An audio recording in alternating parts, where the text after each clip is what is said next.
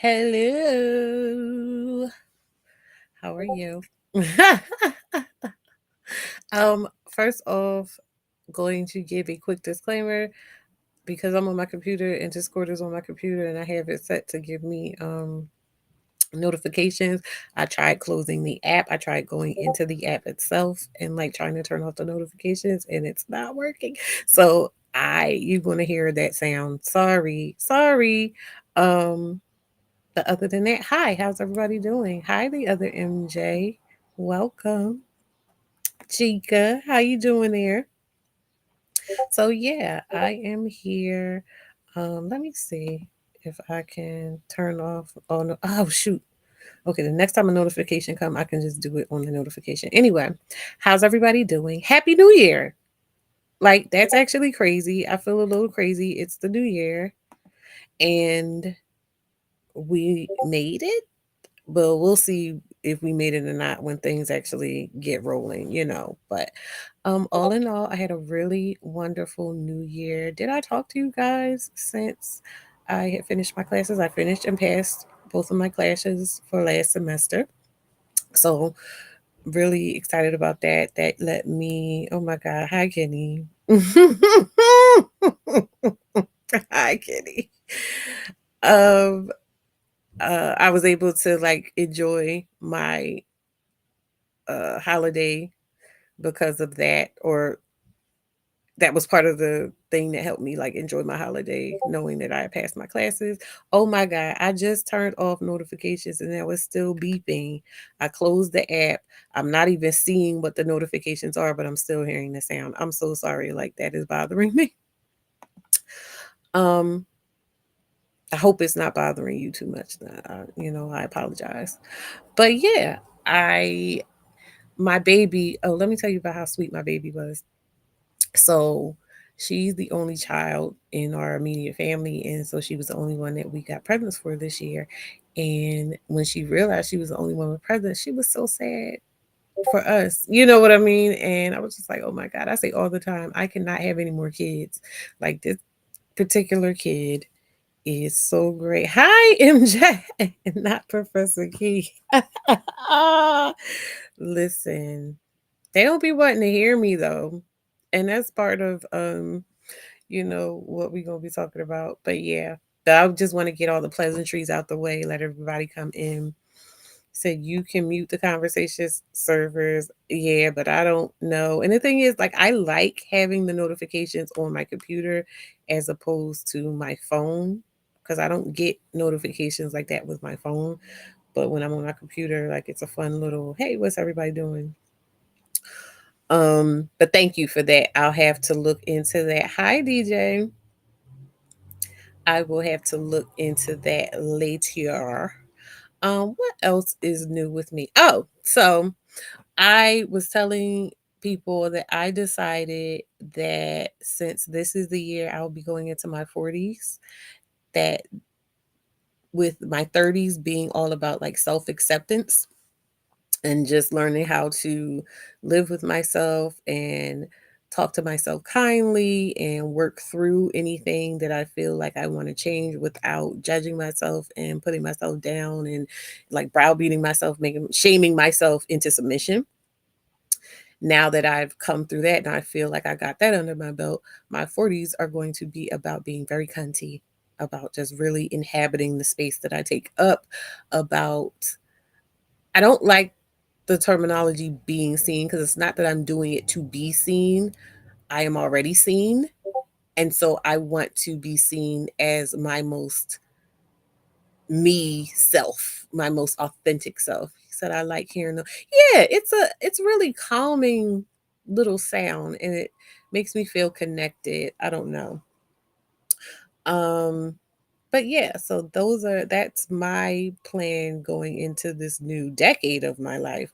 When it comes to the new year, I am just focusing on making sure that I am my priority. Um, Making sure that any output that I'm giving for other people, I am reciprocating or exceeding for myself. And yeah, And there's always, not putting undue pressure on myself. I want to do things diligently, but like not making myself feel bad. We give outfits exactly. That's really the long and the short of it. I want my 40s to be about being fine, very fine. And so that's what I'm going to focus on for me. And you guys can put in the comments like what are your um I'm not gonna say resolutions, but like what are your focus what are you focusing on for this new year? I like to use terms like focus points and things like that. So what are you focusing on for the new year? Um what's intriguing to you? But yeah, we are in here and I wanted to have this live. I've been inspired by a couple different things. I don't think it was yesterday. It might have been like the other day when I was asking a question, or it might have been yesterday. I was asking a question like, what is it? How do you show up for people and like call yourself trying to help people without being unkind and without like giving off this air of superiority? Because I am seeing so much of it, and I gotta be honest, like that's a big part of the reason why. And this is not me like trying to not be accountable for my own thing. I know I'm the driving force behind my channel, but I'm saying like a lot of what I see that is normalized in terms of content creation or the kind of content that I feel like I am in that thread is centered around just being really mean and nasty and superior to people. And that's not what I want to be. And it makes me feel like I'm kind of screaming into the void. Like when I feel like something is important, like this topic today, I'm still going to speak when I feel like there's something to say. I just want to be happy and close and carefree as possible. That's it. That's all I'm focused on for the new year. That sounds amazing. I also am going to integrate that, or that is integrated into, what I was saying. But yeah, I feel like I've been doing a lot of questioning of like, what is the value of this type of content? Specifically because it seems like the people that speak with so much authority seem to be the people that get the most attention. And it just seems like people prefer to be triggered as opposed to um, called to be introspective in a way. And I'm not going to try to be so presumptuous as to say like nobody's doing any kind of introspection, but it seems like the key to getting people to think anything at all is to by triggering them, right? And for me, the experience of doing something like that calls for me to trigger myself. You know what I mean? Like in a way, I would have to continuously trigger myself. Hi, Fadi. Hello, no value added. Just a bit of airing. I'll tell you on the Thank you. I appreciate your contribution. Um, so yeah, like as someone who is staunch about not triggering myself unnecessarily, as someone whose personal ethic is try to find peace and balance in all things and to let that permeate and expand out, I don't see the value in triggering myself or triggering other people. Behave, Kenny. Hi, Alicia. Um, because ultimately, and I've said it many, many times here, I'm here to try to help people. I want to help people. That is my desire. That was my desire in writing the book that I wrote that spawned this platform, and the ethic behind it is I want people to leave any contact they have with me being better off and better equipped to go out into the world and create balance and such for themselves, and it's sad to me and it's kind of frustrating and confusing for me as someone who is still a consumer of content and just chronically online. I'm here to tell you right now, this is me. My name is Kiana and I am chronically online. You know what I mean? But I do it because I love community. I love connecting with people. I love just knowing what's going on at any given moment. Like I think I was talking to Concern, and she was like, "You really have a knack for make holding all of this information about all these different things and caring about it and being able to communicate it and explain it, and I really genuinely love it. Um, but it does make me sad a lot when I'm noticing the patterns of like how specifically we as Black women are interacting with social media and like what the norms are for us and also what's available to us. Even though we have kind of broken a ceiling or two in terms of being able to find different kinds of content within niches that weren't always associated with Black women before, like luxury, like alt and anime and things like that is becoming more normalized to associate with Black women as well, and that's a beautiful thing. But there still seems to be this mm,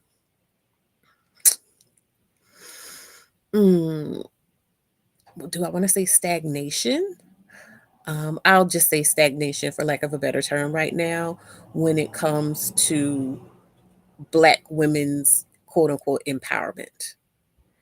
It feels a lot like it is still so deeply rooted in shame, in the shaming of Black women and the expectation that shame needs to be a part of uh, that process of bettering oneself as a Black woman, that it is like something that is inherently belonging to us or our burden or responsibility to carry and feel and experience.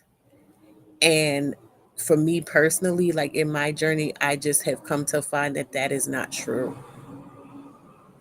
Hi, Samri. Welcome. I'm so happy to see you. Happy New Year.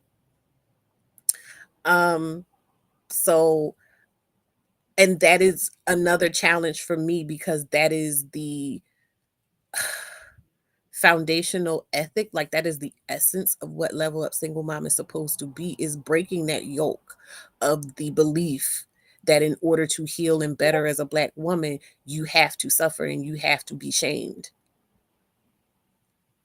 And so my difficulty has been, if it seems like the women are responding to that and that's where Black women want to be, and that's what Black women want to hear or see in order to even come and even get some of it, because my hypothesis is that a lot of what is being said on these things, like I said, people respond to being triggered and people show up um to be triggered, and they show up to point fingers and they show up to judge and they show up to feel these negative emotions, and maybe like a fraction of the value that they can take is taken.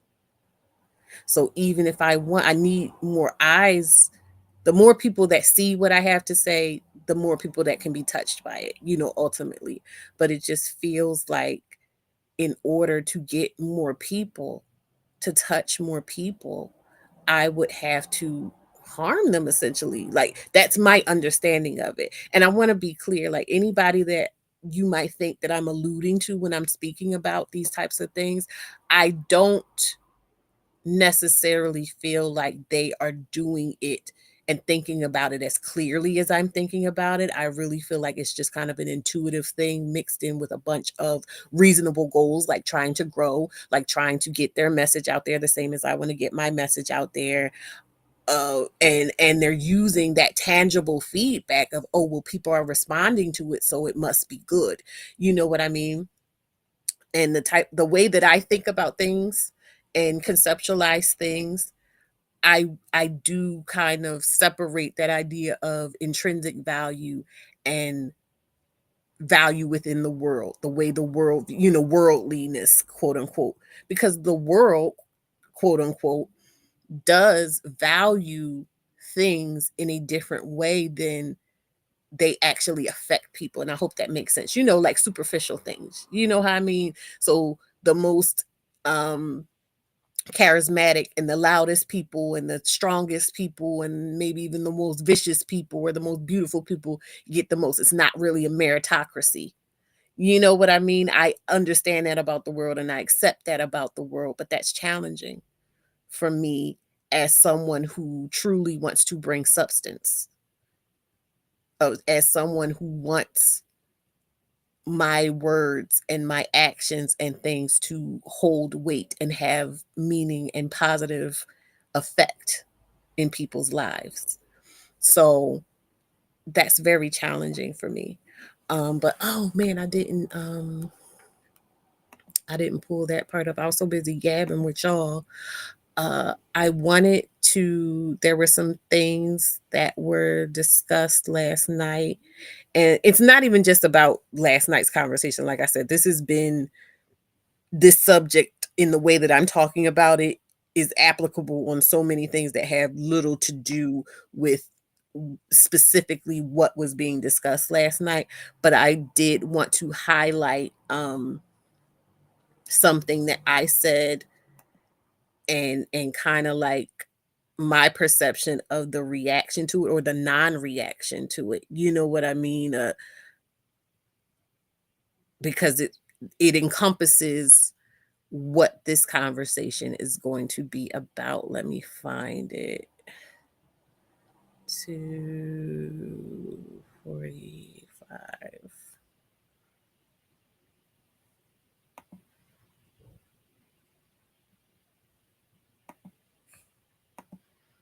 Okay. So I'm going to share this. Sorry. Hi, everybody. Hi, Jazzy. Sam Reese says, shame is a shadow emotion. It's deep under the surface of the subconscious. It's tougher to work on shame because it first has to be recognized. And we have shame about having shame. We do have shame about having shame. And I think that shame is so often the first, like when we have these conversations where it's supposed to be about quote unquote holding Black women accountable. That's always, you'll always have at least one person that's like, well, why shouldn't we shame people? That should be the thing. And I feel like you're being inundated with shame so much, it's being dumped on you so much that you rarely get the chance to actually like process your own shame because you're so busy trying to process the shame that everybody's dumping on you. Right. Hi, Ami. Not too much, just a few minutes. Not, you're not, I haven't shown any of the clips yet, so you could catch up pretty good. Um, I, because I'm someone who definitely feels like emotions are important and they are there to guide you in the work that you need to do. So it's not necessarily that I feel like, oh, we should never feel shame, but like we should be clear enough and have enough clarity to be able to process the shame that we carry as opposed to the shame that everybody else is assigning to us, if that makes sense. And so I'm going to go ahead, I think, and share, where is it, this new set. I don't like this new setup. Oh my god. Okay, let's see.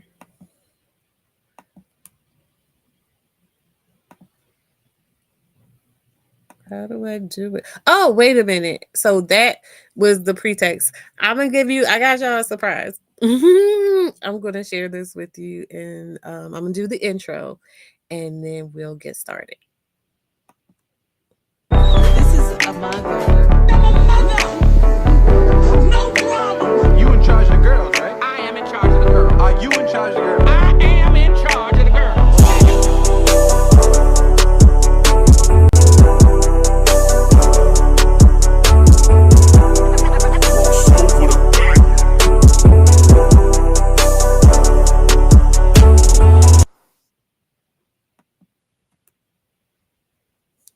Y'all like that? I made a new thing. Okay, so now I will share my screen. Maybe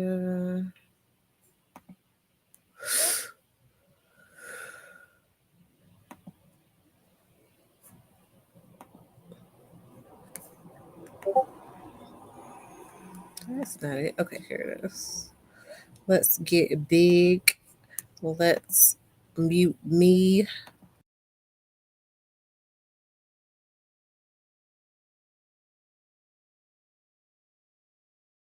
My 4 children. Me And too. the only time I ever been close to holding this list, and I wasn't making no $120,000, was when I was going through my stuff with the court, cause the court cut the stuff. So I couldn't listen to nobody at Almost Homeless telling me how to manage my money. I just couldn't, and I am a girl's girl.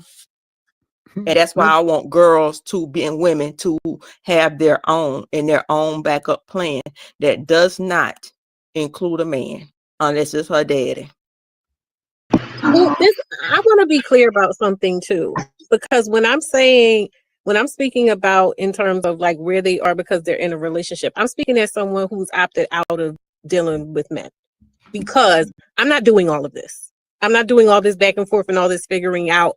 I've accepted that it's on me. And because it's on me, all of those things, all those caveats and I don't know and I wonder, I don't need all of that because I need to know what's happening at any given time with me. And I don't need all the stuff that they expect you to do when you deal with them. So that's number one. But what I'm saying is for the women who still want to be partnered with men, it's weird that they can't expect anything.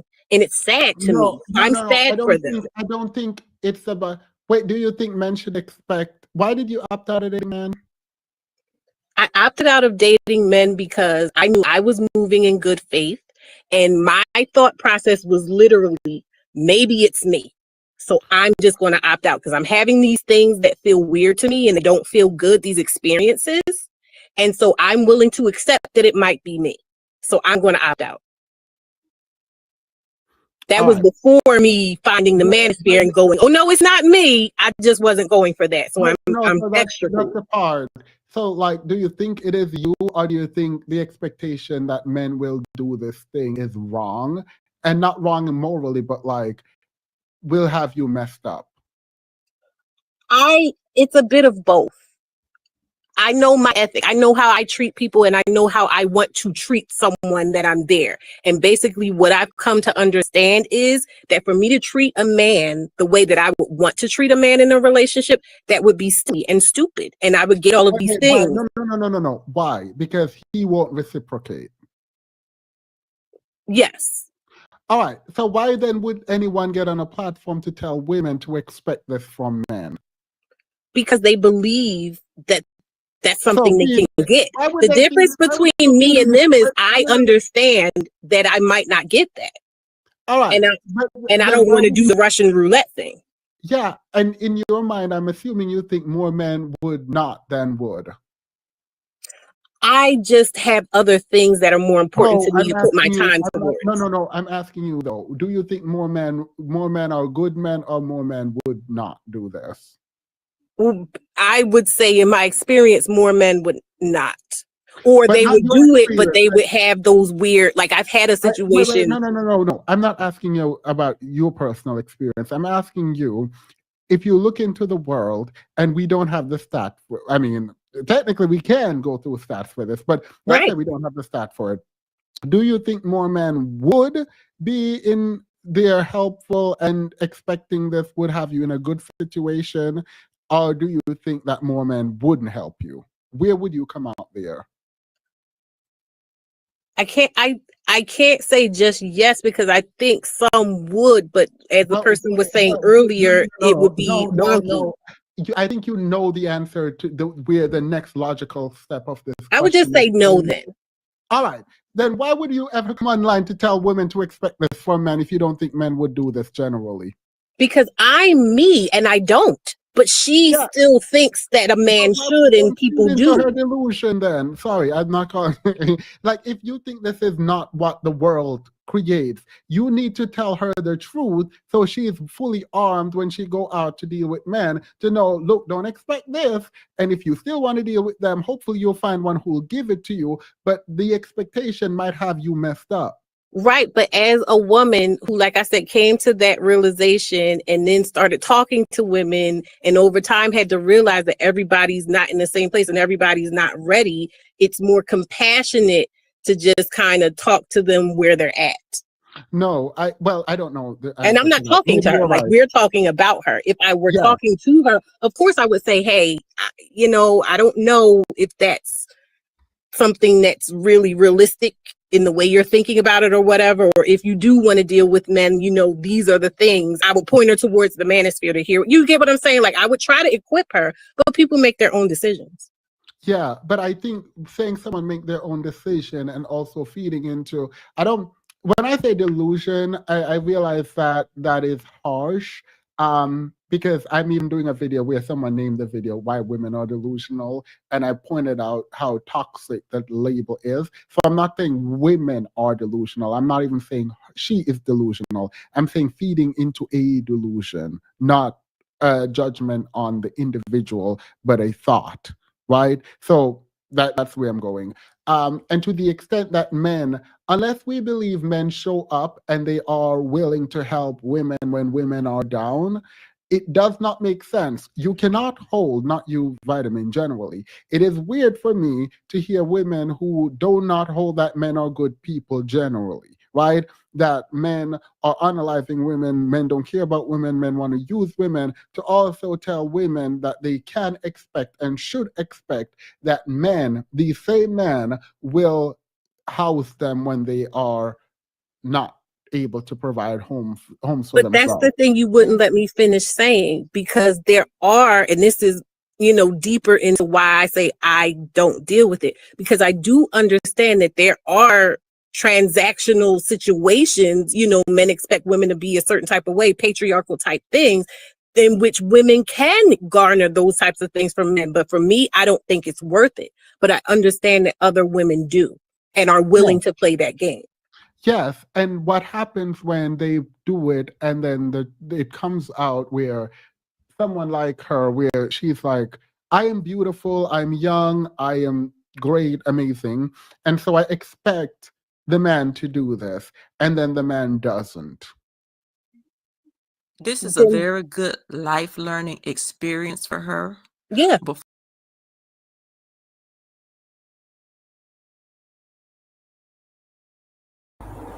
So that was the part that I wanted you to hear, basically about like my ethic and how I think about things and how I internalize things. Now, I do want to say that that was not always how I dealt with things. That's not always how I approached the idea of sharing my wisdom, experience, expertise, what have you, with someone that I felt like was in need of it at that moment. I can definitely take back to way before, like my teenage years, way before I had a child, or not even way before, maybe like a few years before I wound up having my first child.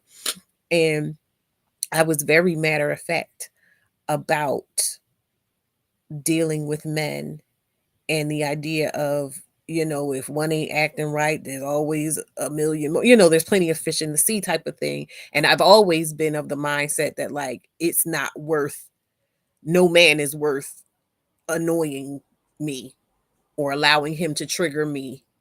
You know what I mean? No man is worth, I call it now, or I understand it. My understanding of it now is I'm not going to trigger myself through any other person, and specifically not men, because they are particularly trying, right? And that's something that I have felt inherently since I was a teenager. But when I was a teenager, I did not have the experience. I did not have, it was more intuitive than practical understanding. And so I do recall at that point in time, some my best friend at the time saying that I was judgmental, and I was very offended by that. You know what I mean? Like I was very offended by that, because I felt, to me it was very simple. Like, I care about you, and I see that you are hurting yourself through this situation, and it's not necessary. You don't have to hold on to this person. You don't have to allow them the access to you to do these things to you.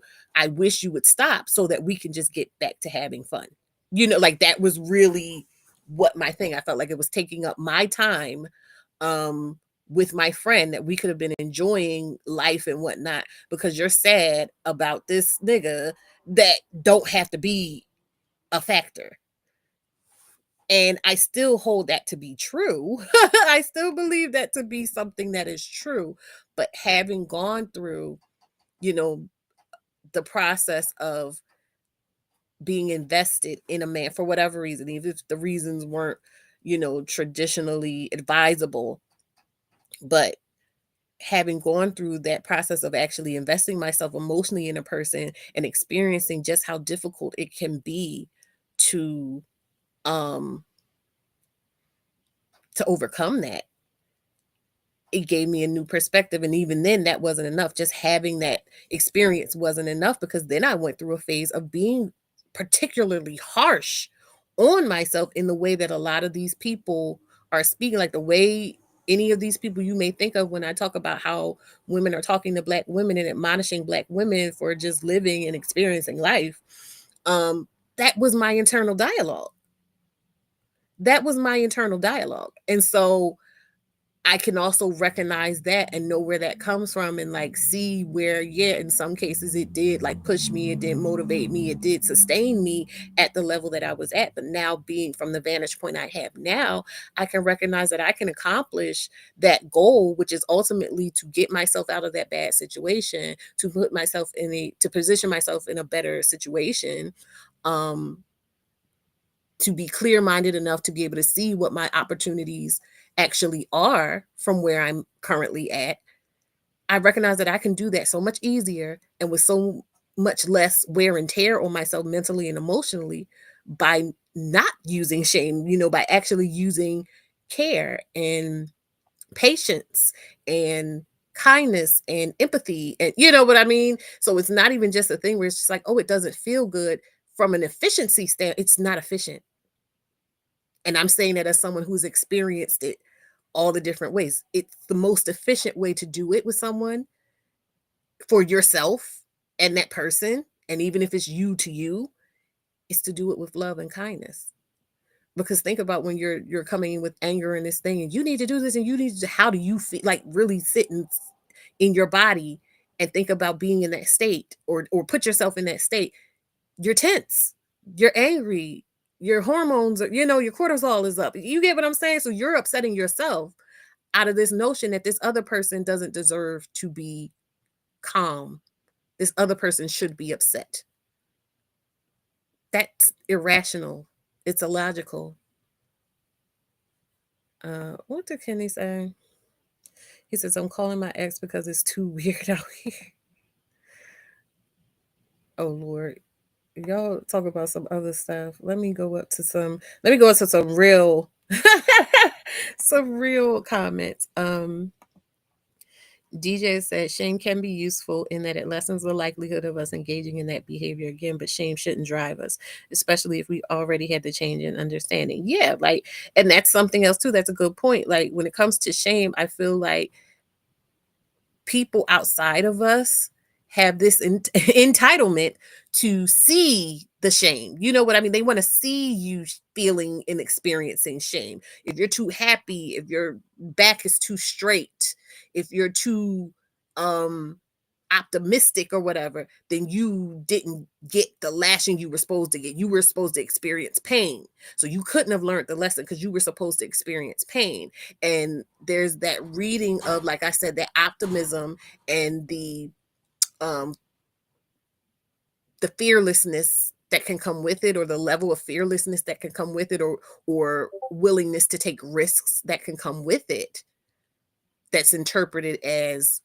not having learned your lesson or being careless or whatever. And it's like, no, because a lot of these things, especially when we're talking about relationships, it involves risk. There is no way to engage with another human being in building and maintaining intimacy that does not involve risk.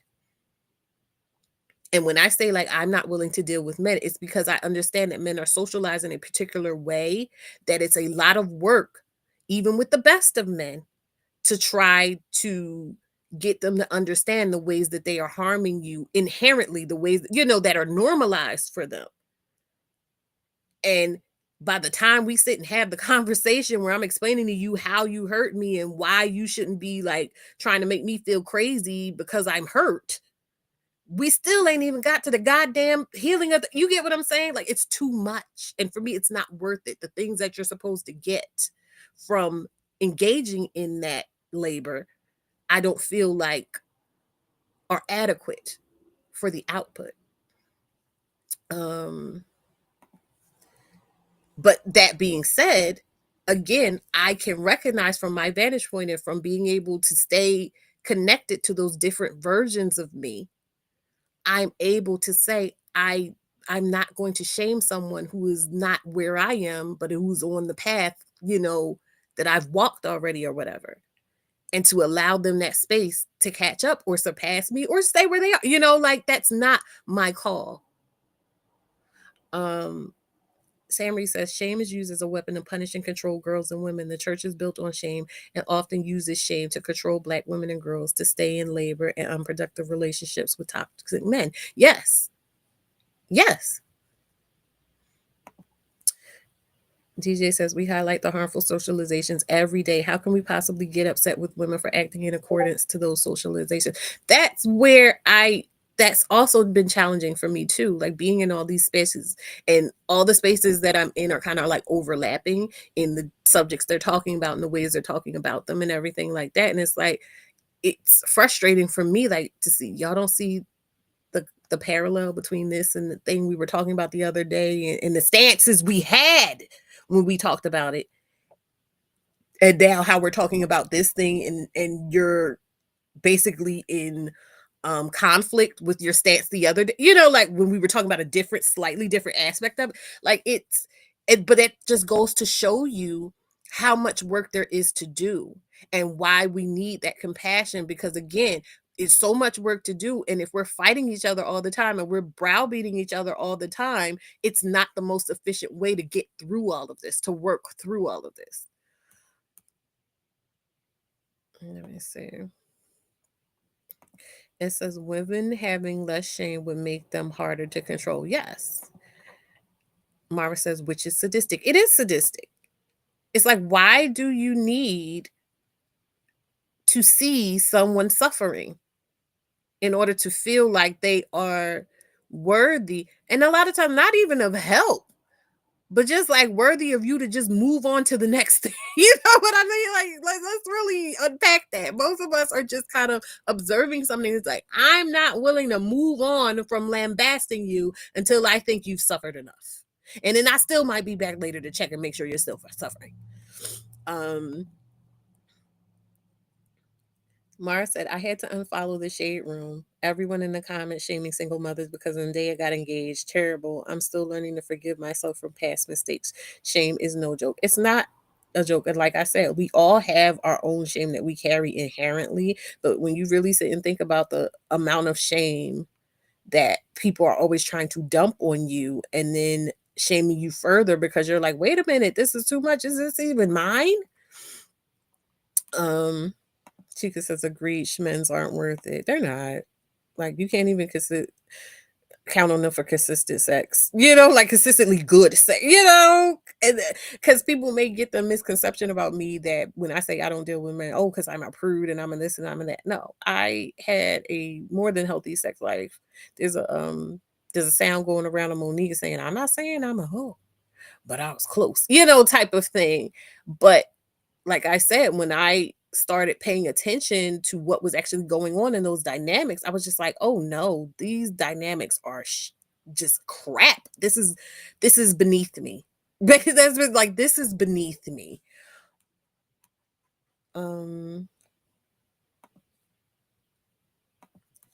So I may not agree with Sky Jackson's love choices, but how little of a F she gives, I stand. I mean, and that's really all you can do. And I talk about that here all the time of like how we as Black women are so adept at armoring up because we have to, everywhere we go, there's someone giving some kind of judgment about something. And we have to grow that skin in order to just function. And so then when we want to get into the weeds and talk about, that's not even fully into the weeds, when we want to go like to the garden and start to try to talk about the ways that women are dysfunctional, it's not taking into account like everything that we are trying to manage, and the expectations of us in managing these things are completely different than with men, because they get a lot of leeway to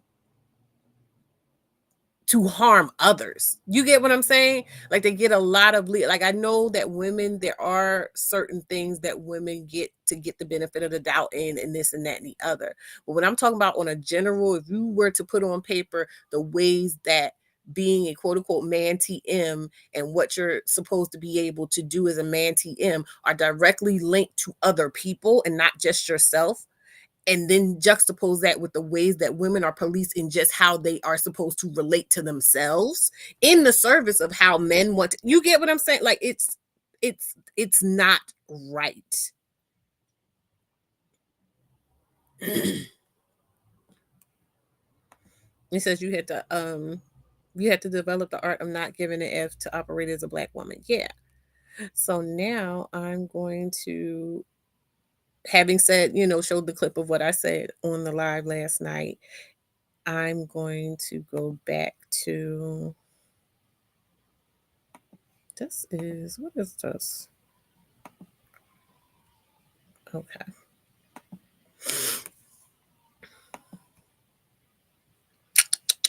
Sharing my screen.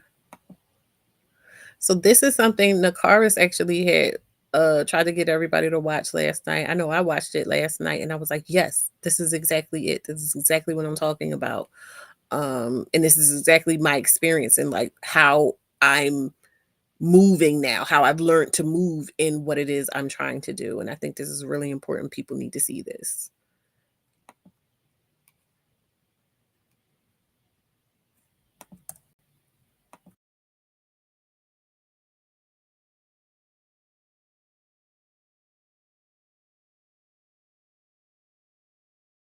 So this dude's girlfriend surprises him at a New Year's Eve party that he's under the impression that she won't be able to attend due to work obligations. And his reaction unintentionally turned him into the new couch guy, if you remember that. And rather than speculating on them, because I think we've had more than enough of that, I wanted to shed some light on a frustration that a lot of people seem to have in the comments, which came after she posted the video.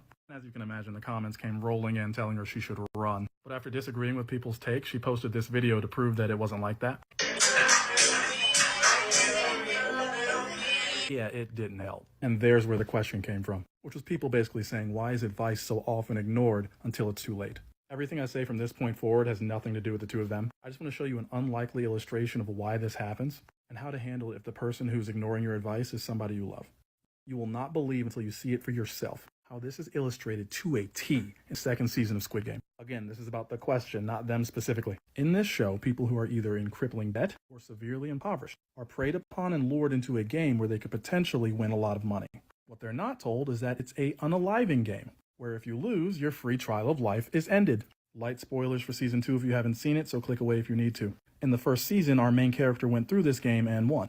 But afterwards, the survivor's guilt combined with some anger towards the organization who sets the whole thing up made him want to use the money to put an end to the game as a whole.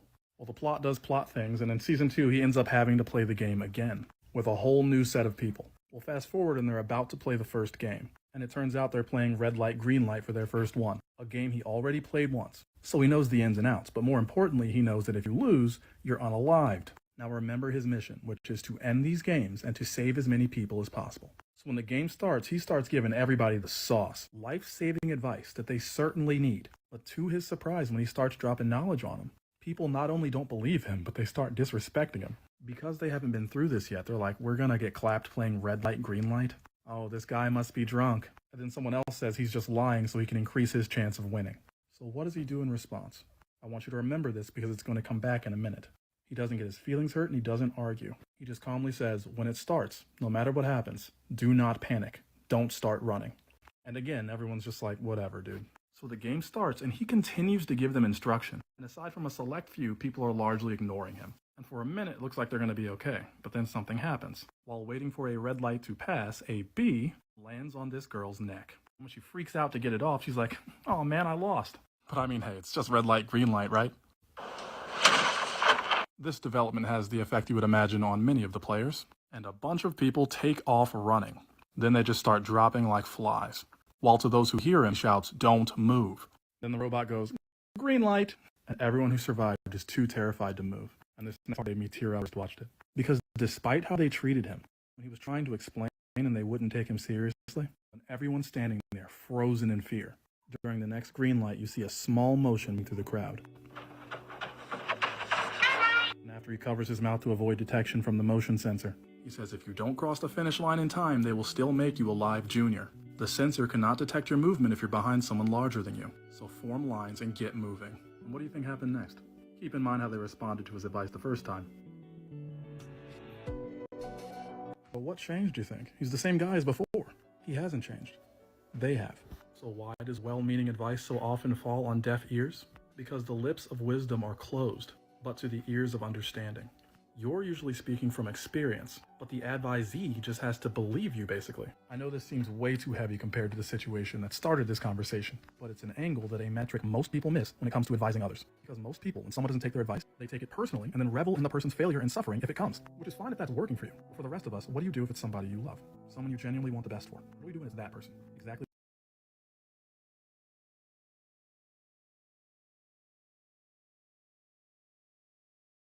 What the song does here. He initially gives them the advice when they need it, but when it's ignored or shrugged off, he doesn't take it personally. He doesn't waste time arguing. He just gives them the advice they need and lets reality proceed. Then once they hit the wall and things fall apart, then when they're in the pits, without ridicule, he steps forward and offers them advice again, this time speaking to the ears of understanding. My little brother asks me for advice all the time, and as a teenager, he often does not take it. And more than once, he's asked me, how did you know that was going to happen? I tell him, because I did the same thing. Then he'll be like, why didn't you try harder to stop me then? Because not all advice is designed to stop you from making the mistake. Some advice is to hasten the learning process when you do. Most of all the wisdom I hold dear came from my most painful mistakes. Why would I rob you of that? Common thing I tell him every time he asks me for advice, I'll give him my take, then I'll say, but do what you want. I'll love you either way. And stepping into the role of a mentor or an advisor, you've got to understand that them not listening is a normal part of the process, and that your job with non-life-threatening things is simply to place the answer within their reach, to make them aware, but know that you can't force understanding, because that's an inner process. If you really want to help people by giving them advice, give it freely, without any expectation of outcome. This removes a huge burden from both of you, and gives that person you love the permission to fail freely, which will later become the foundation of their wisdom. And as for the girl at the start of this video, well, I hope the situation is not what many of us think it to be. If it ends up being the case, I hope people won't go out of their way to make her feel dumb for it. The very reason most of us are so sensitive to red flags.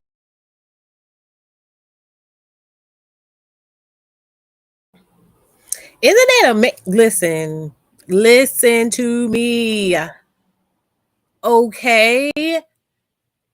This is completely it. And the thing is, I didn't think about it, so I didn't go try to find it. But there was another live of Themuses or whatever before, where we were having a conversation about like single mothers. I forget exactly what the conversation was about, but I was saying, like, if you feel like you're getting upset by trying to help someone because you don't feel like they're listening, or you feel like they're on a self-destructive path or whatever like that, sometimes the best thing you can do is just step away, because this belief that, like, oh well, they need to listen to me, that eats away at yourself.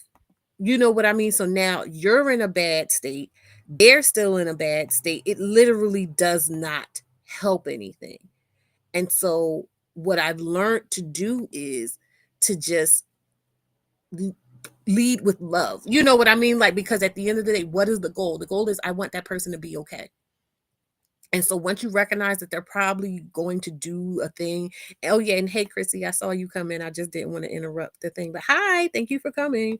Once you recognize that that person is on, a crash course or whatever, and there's nothing you can do about it, all you can do is, like, honestly, if you're there for them and you love them, is prepare yourself to be able to help them when that happens, because you already saw that happening, right? And I do this a lot with myself. I play a game of, like, what if I was a time traveler and I was able to travel back in time to the very moment that I'm standing in right now? How would I change things, or how would I, what do I think would be the best outcome, and how can I facilitate that outcome right now? You know what I mean? And so it's like, what does it matter if they didn't just do what you told them to do? Like, why is that your focal point? If you're really about helping them, if you're really about them being okay, then it should be okay for you to just accept. Hi, Nakaris, girl. You just missed it. I used the TikTok that you had shared with us last night. I just got finished, like we just finished playing it. But why is it so important to you that like that that's a form of control. You're trying to control that person, and that's your issue, that's not their issue, right? And also I have to say, being a mother has been, and I'm not suggesting that for people, especially not simply for this purpose, but the ways that I have wanted to show up in motherhood have and that's okay, and that makes sense.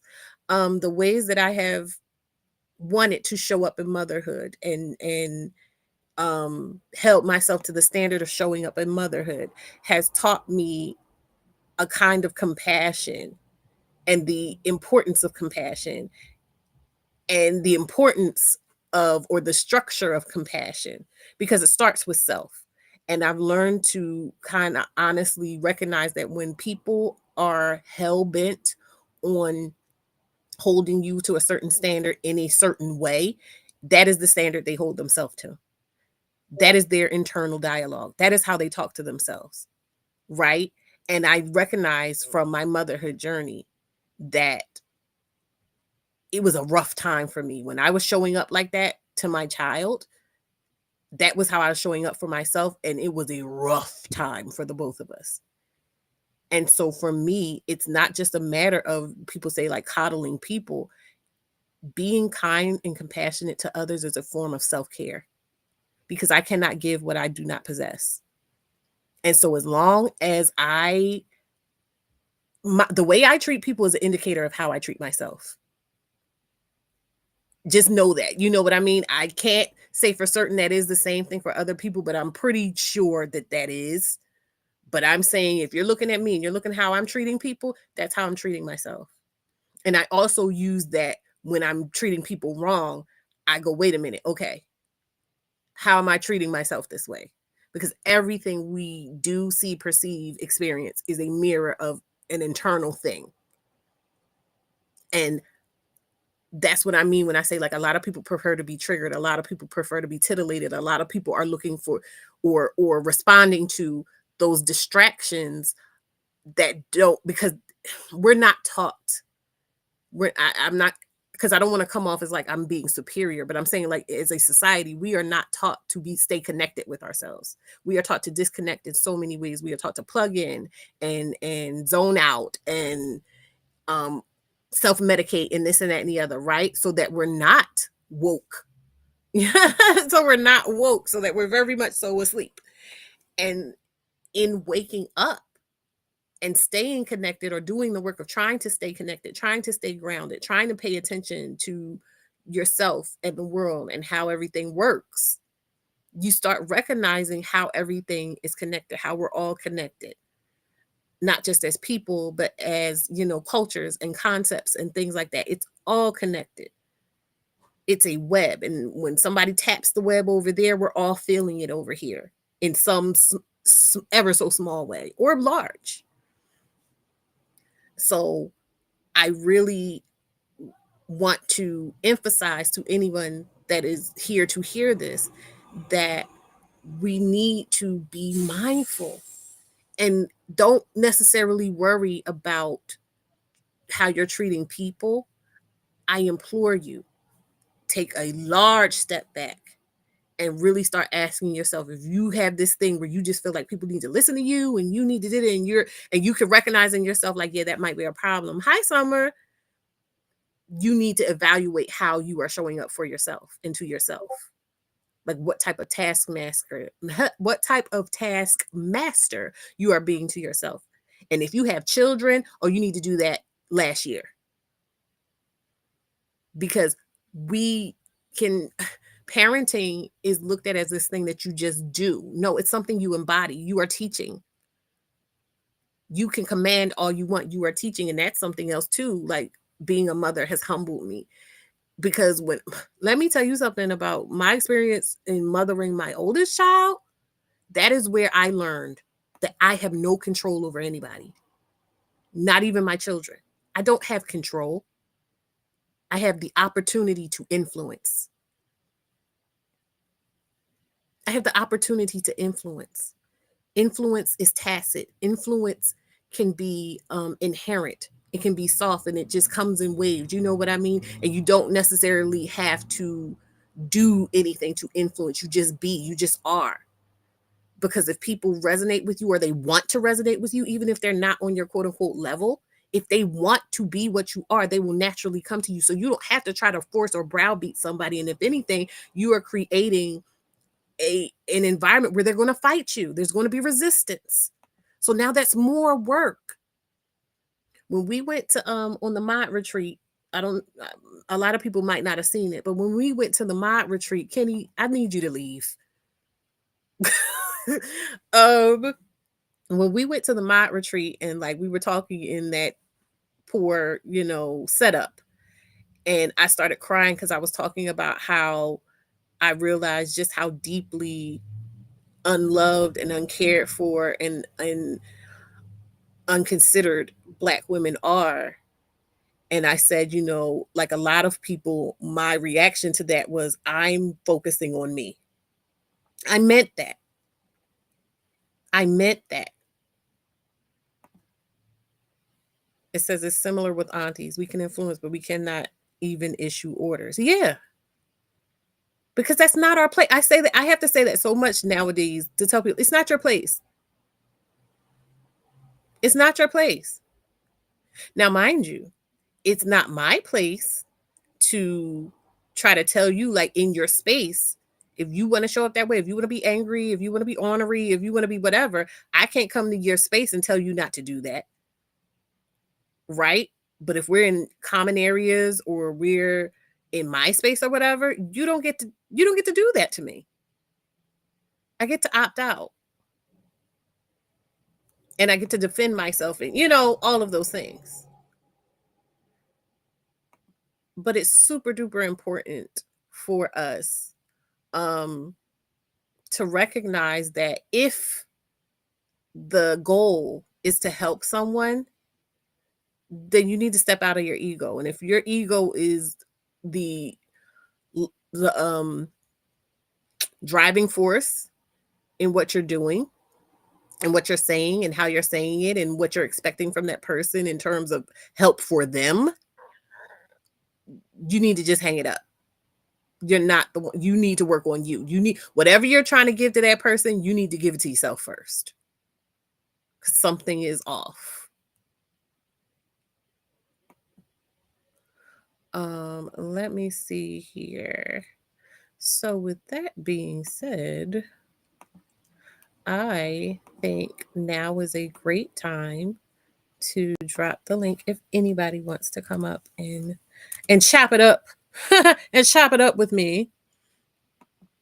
Like, what are y'all talking about? Like, what are y'all talking about?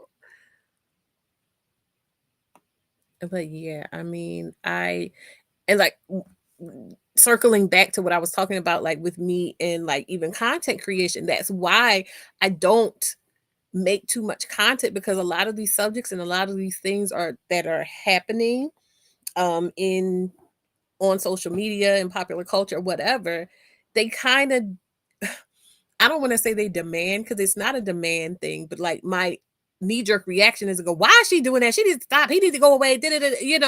Like I don't know enough of the details, and I'm not actually going to be able to talk to the person. So all I have is my perception, from where I am sitting outside the club, right?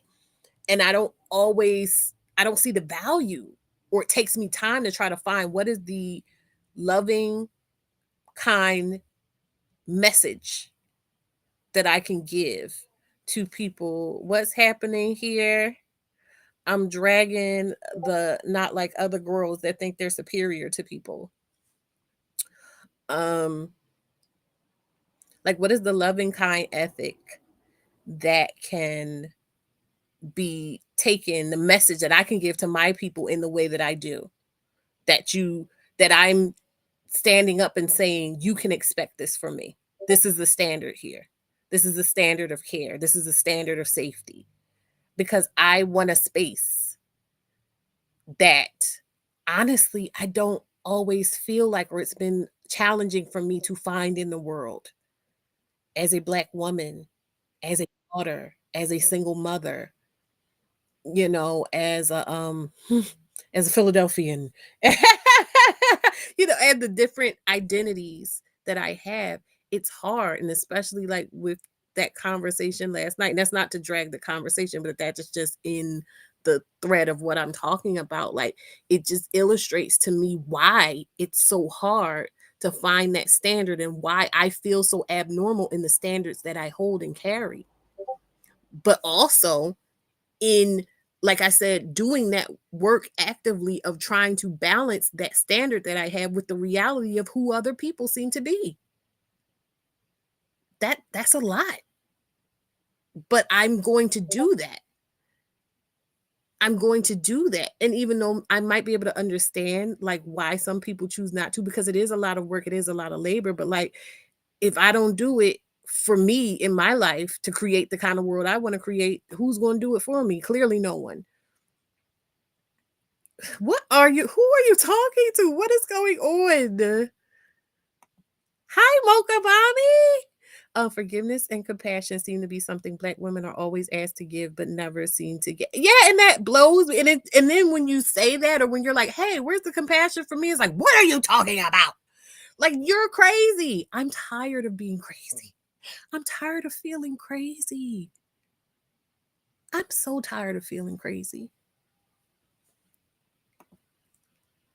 And that's why I've always been that person that's like, I am of the create your own, what's that called? Platform ministry. Because I wasn't seeing it. I wasn't finding it. I didn't feel it. And sometimes people do need to be shown. And that's what I'm talking about, influence. Sometimes you have to be the thing you want to experience. You have to be the thing you want to see, even if it's not already existing in the world. You have to be it, because when other people see you being it, then they know they have permission to do it, or they didn't even know how, or they didn't even know that they were reaching for it. They just had a yearning. So instead of being so focused on correcting other people, like, be focused on creating what you want to experience. That's why I said my focus point going into 2025 is putting the same amount of energy that I put into other things, other people, whatever, into myself, into my visions for the world I want to put in, to make sure I'm creating, to make sure that I am sharing, and to make sure that I am being seen, embodying. I said I want to be cunty. I want to embody fully what it is that I want to experience in the world. I'm for no bullshit compassion. The care is there, but the need to see folks move with at least some amount of common sense. I mean, and this is not to attack you, but what does that mean? You know what I mean? Because if you're saying like, oh, well, if I'm going to be invested in a certain way, if I'm going to invest my time, if I'm going to invest just being there, if I'm going to invest money, whatever it is, like, you do get to choose what your investment level is, right? But this idea of like, okay, well, this person isn't meeting that, so I'm not going to burden myself with the emotional angst or anger or whatever that they didn't do that, especially if they did not ask. You know what I mean? Like, because that's something else that we do, and that's something that I've had to deal with people in my life. It's like, oh, well, I saw you needed this and I just stepped in, and it's like, really, that thing that you thought was a problem for me, or that thing that you thought that I needed help with or whatever, I didn't, because I would have asked you. And furthermore, if we really get down to the nitty gritty of it, you're calling me, what's that called? You're saying that I'm not, what's that called? I'm wanting to say capable, but that's not the word. That I'm not like up to par. You know what I mean? That I am incompetent. That's what it is. Like, you're low key calling me incompetent by deciding for me that I need that kind of help, or I need to make that kind of change. Who are you? Who do you think you are? You know what I mean? But it's weaponized as, oh, well, I was trying to help you. So now you're ungrateful. So that, again, there's that shame, that stuff that people are putting onto you when you're just trying to figure it out. And to go back to that video about Squid Game, where they were talking about, yes, competent. Go back to that video where they were talking about how he had told the people, hey, I know what's going on and don't do this because this is what's going to happen. And they were like, yeah, whatever. And then he said, don't panic. And they still panicked. And then once they had a grapple on what was happening, they understood that he had the knowledge they needed. That's what I'm talking about. To expect somebody to move at your command at the level they're at when they don't even have they don't have the context fully. Who do you think you are to demand that they contextualize something that they are actively experiencing? And as someone, like I said, who has been at all these different stages up to where I am now, I can recognize that it was a process and that people can't jump. So when it comes to this idea of like, oh, I'm giving advice or I'm helping someone, are you? Are you? And like, you can go ahead and assume that that's what's happening. But for me, I feel like the onus is on me as someone who is stepping up and saying, I have some expertise. I know what I know. And I think you can benefit. And I think this will be better for you. But I recognize also that I have to humble myself and get clear about what it is I think I'm here to do. And that may not look like just barking orders at people or judgments at people or whatever. Like, I have judgments. Don't get me wrong. I have plenty of judgments. But like I said, that's why I take my time and I'm so slow about just jumping out there and putting out a public opinion on something or a public take on something. Because when I come here, I'm showing up as auntie. I'm showing up as big sister. I'm showing up as that person that's offering something. And I recognize that because I'm offering it, that does not mean you have to take it. And that doesn't mean you even know what you're looking at.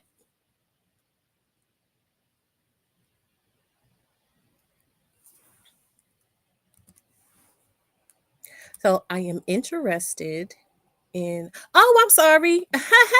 You said you're backstage. I didn't know. Kenny and who else? How do I get you there? Like this? Yeah. Hi, guys.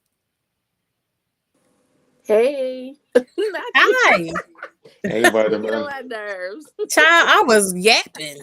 How y'all doing? I mean, I thought Mamala was the best, avatar. But I'm good. It's a light day. How are you? I'm doing well. Happy New Year. Happy New Year. Happy New Year. Happy New Year, Kenny. Kenny Cakes. So, what do you guys have for me? Um, I wanted to answer Campari's question about how long did it take for you to figure it out. Honestly, for me, it took becoming a mom and not even like straight out the womb, this feeling just sort of came. It really just came from a understanding or at least reflecting on how I wanted to be parented or what it was honestly just critiques where I was like, wow, I wish my mom or my dad would have reacted in this way versus that way, sort of thing. And, a lot what also came with that was just realizing that they did what they could from what they knew and they were mirroring what they received. And I knew I wanted to change that dynamic. So one, I had to become, work on myself, kind of parent myself. And then work on how to show up as a better parent to my child. And that wasn't overnight. So it was some years, but yeah, it takes time. But it takes intention too to like want to change. Yeah, absolutely. Because when I think of my motherhood journey and the part that it plays in my perspective on this now, like it really was a thing of me recognizing, okay, I'm trying to mother and I'm thinking of it separate from how I'm feeling about myself, about life and everything like that. And then recognizing like, no, these things are intrinsically linked. And so Y'all I can, making me want to go give my mom a hug. Like you y'all should. making me want to I call her and know go that give you her should. a. You probably should. I don't know what you did, but yes, I do didn't do anything. I am an angel. Don't do too much for me. it. No, but the and recognizing that like I'm not okay because like that's what I meant when I said something earlier about like all these larger things that we'll discuss in the different places we're in terms of like the Black community and mothers abusing their kids or mothers allowing themselves and their children to be abused and things like that. Like all that plays into your state of mind and what you think you deserve. And I'm not just talking about in the terms of like, oh, poor you, everybody needs to be nicer to you. No, I'm talking about you, how you feel about yourself. You know what I mean? Because when you feel like, oh, you're down, you're bad, or whatever, and people are coming at you a certain way in the name of, oh, well, you were wrong, then that's how that other stuff gets to creep in. And it's not about not being accountable, it's about having your head on straight in terms of what accountability is, should look like, and how it should function. Accountability should not be about you being dragged in perpetuity or you being people's doormat or anything like that. It's about saying, okay, I made this type of mistake and I need to work on these things and these are my plans and my intentionality about how I'm moving forward. And that doesn't look the way people think it's going to look when it is driven and sustained by shame. It just doesn't.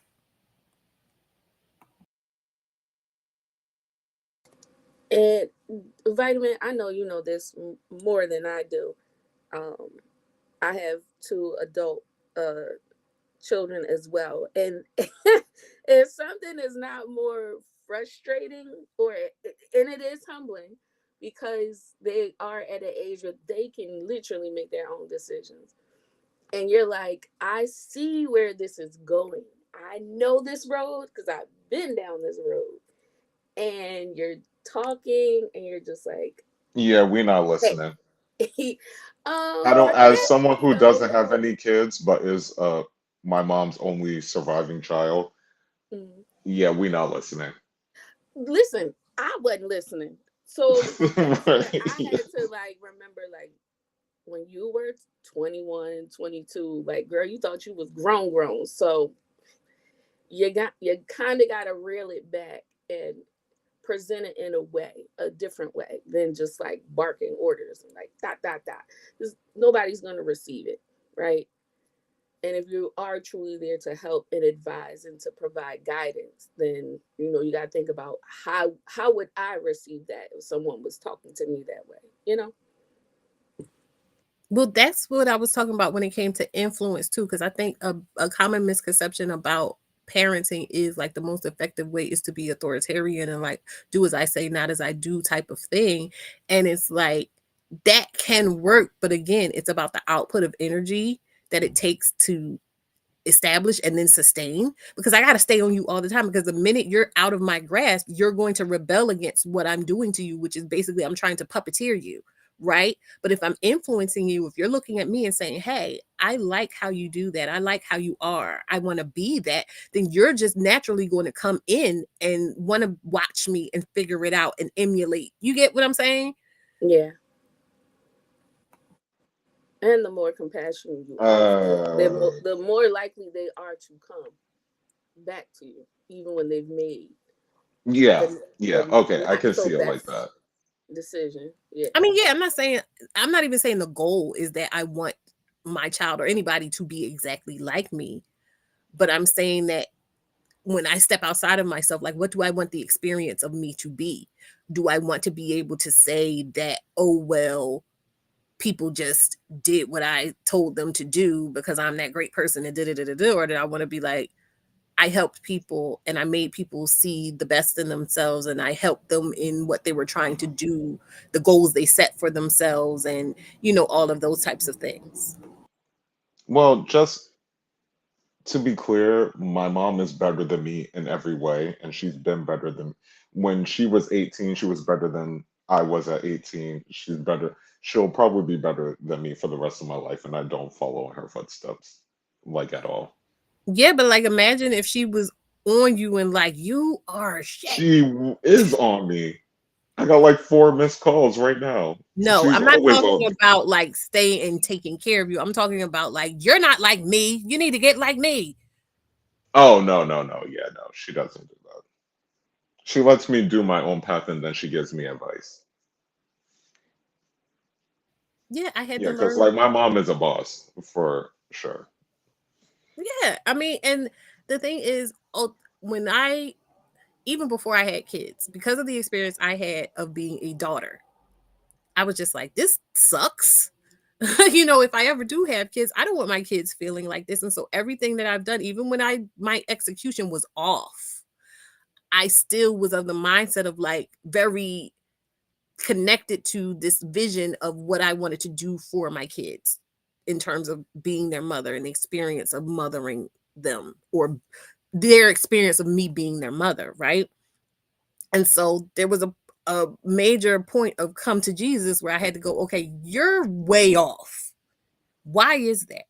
And when I got down to the nitty gritty of it, it was because, girl, you hate yourself. You are really dragging yourself. And mind you, I was dragging myself um in the service of like being better. I'm like, oh, I need to be better. I need to do better. And all of that was true. But that You belief, weren't trying to hear it though. not even I wasn't trying to hear it. I was doing it in the spirit that what I was at that moment was not good enough.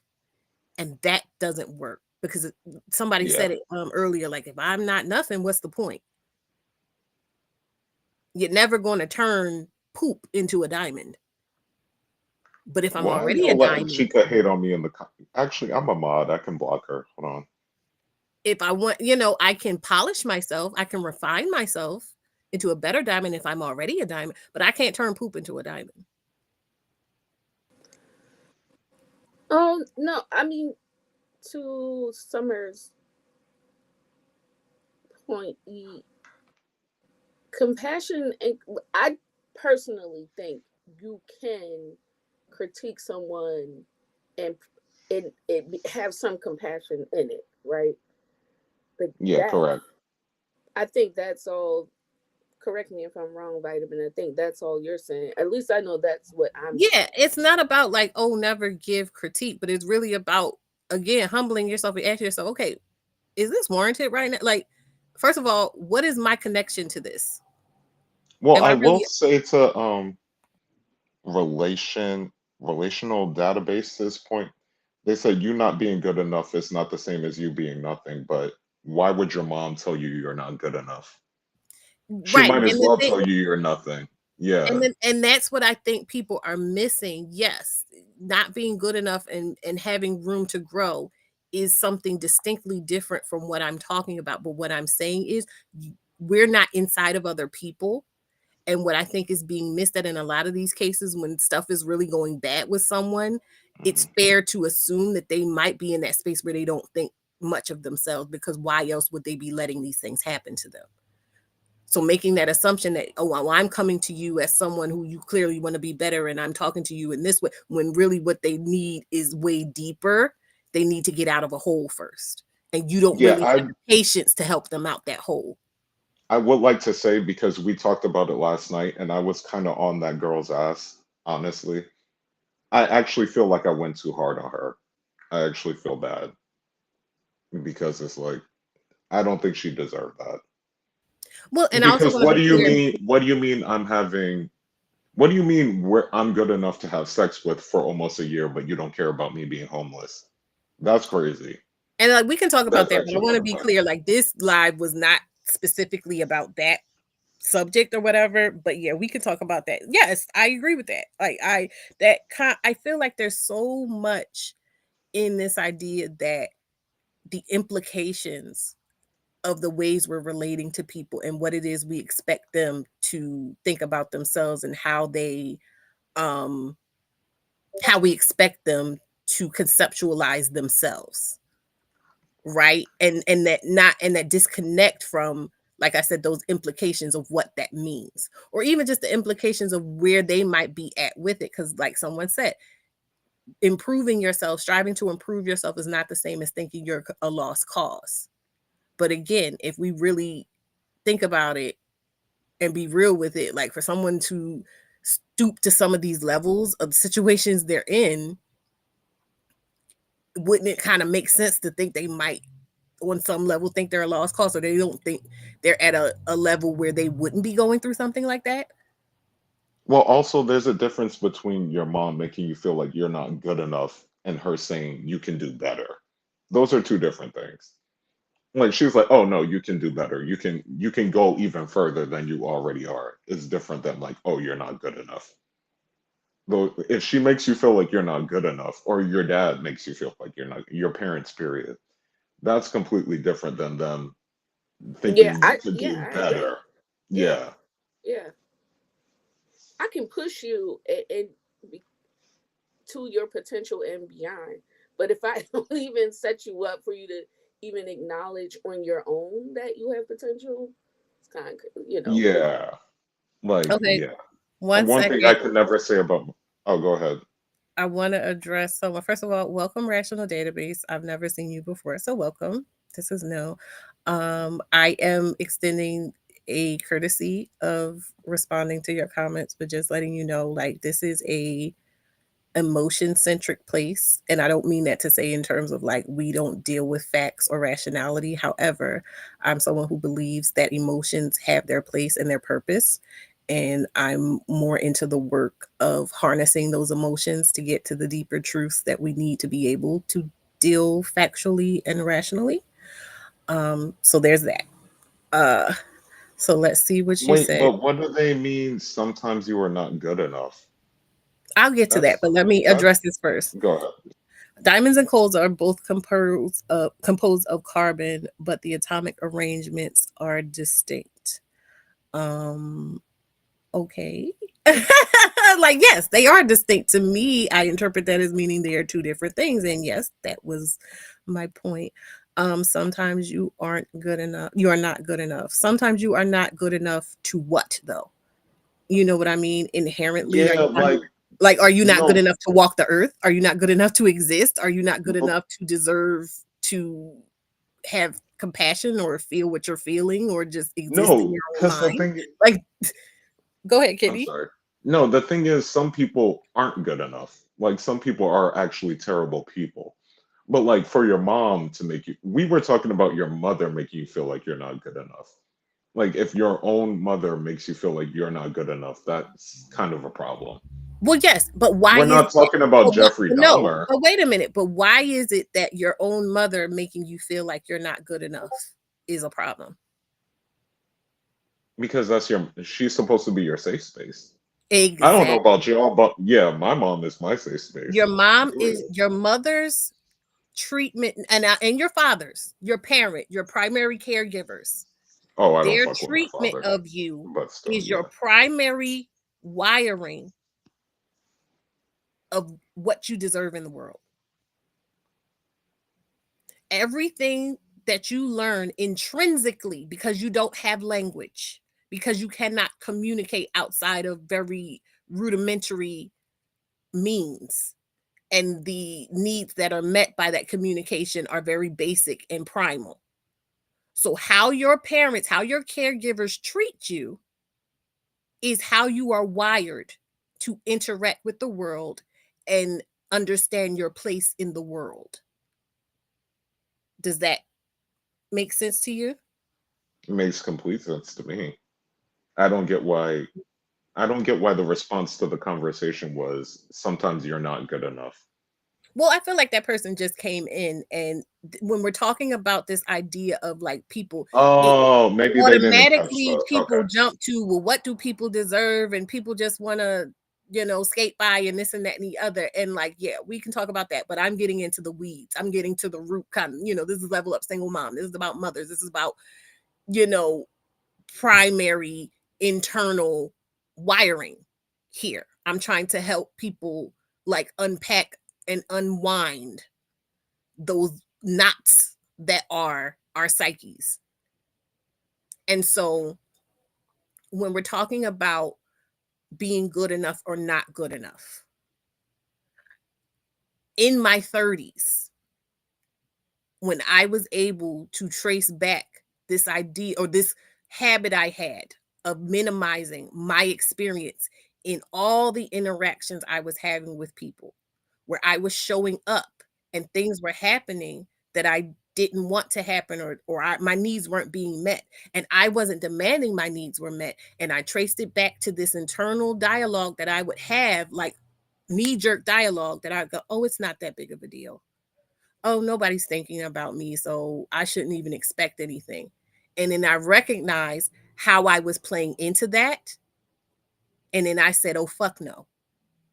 That is not accurate. That's not how I want to live. And that is not going to be my experience moving forward. And then I changed that. So when I'm talking about being good enough, I am good enough to be able to say that I deserve to have my needs met. And so now we can get into the work of how do I get my needs met, ethically and effectively and things like that. But if the baseline thought process, belief system is, oh, well, it's not that big of a deal because nobody cares anyway, then I'm not even going to turn my attention to doing that work.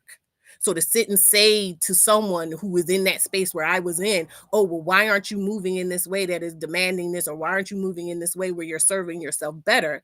Because their paradigm does not even allow them to conceptualize that to be able to do the work they would need to do that.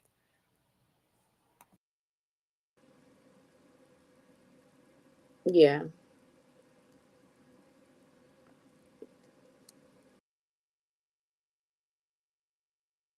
I'm, being that this is Level Up Single Mom, I'm always going to tie it back to how mothers can be better mothers and serve their children better, and thus the community by, helping people be, like I said, more woke and aware of how they're moving and why they're moving that way. So, I mean, I guess yes, but it bleeds out into, like I said, society in the people that we are putting out into society. Because again, a person who inherently believes that they are not worth time, effort, consideration, and this and that and the other are not going to be cognizant of doing the work that they need to do to maintain, to establish, and then maintain boundaries, let alone figuring out whether or not those boundaries are reasonable and ethical and proper and sufficient. Hi, Jalopy. Welcome. Kenny's backstage. Okay, let me get you going. There we are, Kenny. What do you want to say? No, no, I just accidentally I made a joke in the chat that I was gonna call my ex, and he actually just called me. So it Oh no. disconnected me from the. I ignored the call, but like yeah, he actually just called me.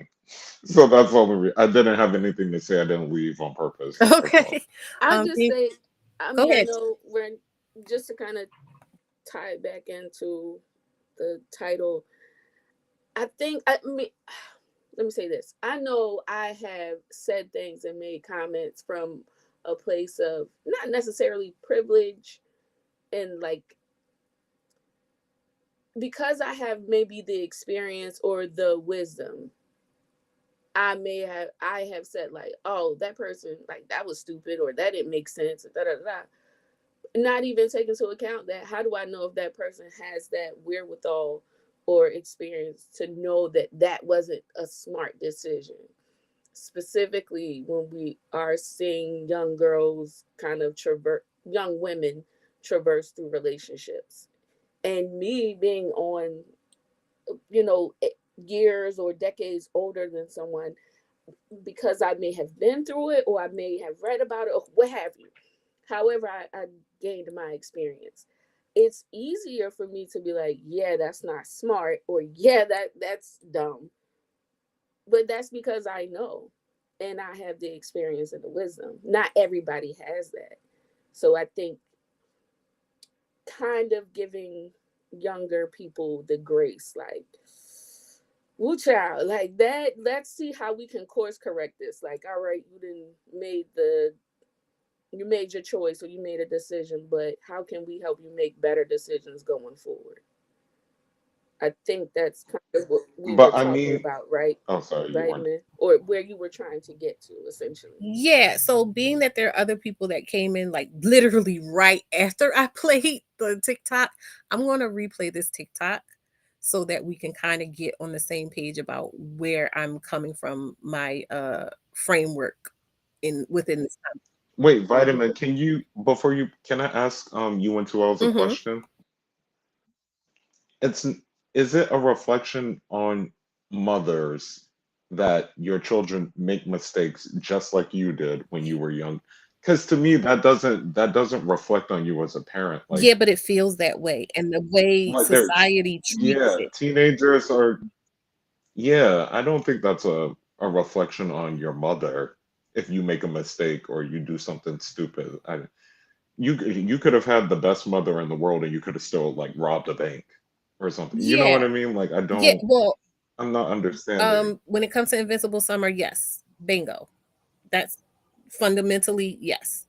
And to what you're saying, yeah, but that's when I talk about landmines on this channel. I've talked about landmines, things that are psychically embedded in our schema when we are moving through the world, even though it's not necessarily something that is at the forefront of our awareness when we're moving and making decisions and prioritizing and things like that. There is a fear that is not fully irrational in that there are so many things that lean into this judgment of women, of black women, of single mothers, specific, any category that you may fall into, that you have awareness of stereotypes and or biases, even though you may not consciously um focus on them, they can come into play when you're making decisions. So yes, I know for me specifically, there was a lot of that fear, especially in the beginning when I've talked about where I wasn't the mother I wanted to be. It was driven by this idea of I'm not going to be that mother of that kid. They're not going to say these things about me because I'm a single mother, because I'm poor, I'm not going to be that statistic. And so I got to make sure that this kid shows up in this way and doesn't do these things. And in having that forceful, fear driven um, intention, I was not serving us. It was hell and it was drudgery and it was, you know, we were going through it. And it wasn't until I had a moment of clarity and realizing what I was doing and how I was doing it and why I was doing it and all of that stuff, to kind of have to step back and reformulate how I thought about myself, how I thought about these things that are very real, but whether or not they should affect me or how they affected me, how I could let them not affect me, whether I focused on them or not, by addressing them. You know what I mean? Because stuff has the most power when you're not even aware of it. So bringing it into my awareness so that I could process it and put it in its proper place. And then determining purposefully how I was going to moving forward. So building that framework of, okay, our baseline is compassion and love and care and comfort, because if we're not okay, then it doesn't matter what we do if we're doing it from a place of distress. It's going to be a bad time. So making sure in all things that I'm not in distress, I'm not in survival mode, I'm not in defense mode, all of these things. I have what does my default homeostasis look like? And so from figuring that out and then building my framework out from there, that is where I can hold all that compassion to deal with people and also recognize that need in us as human beings to have that, and how so many of us do not, and to be compassionate about that, because I'm understanding why I didn't have it, and recognizing that that is a universal human thing within this society that we live in.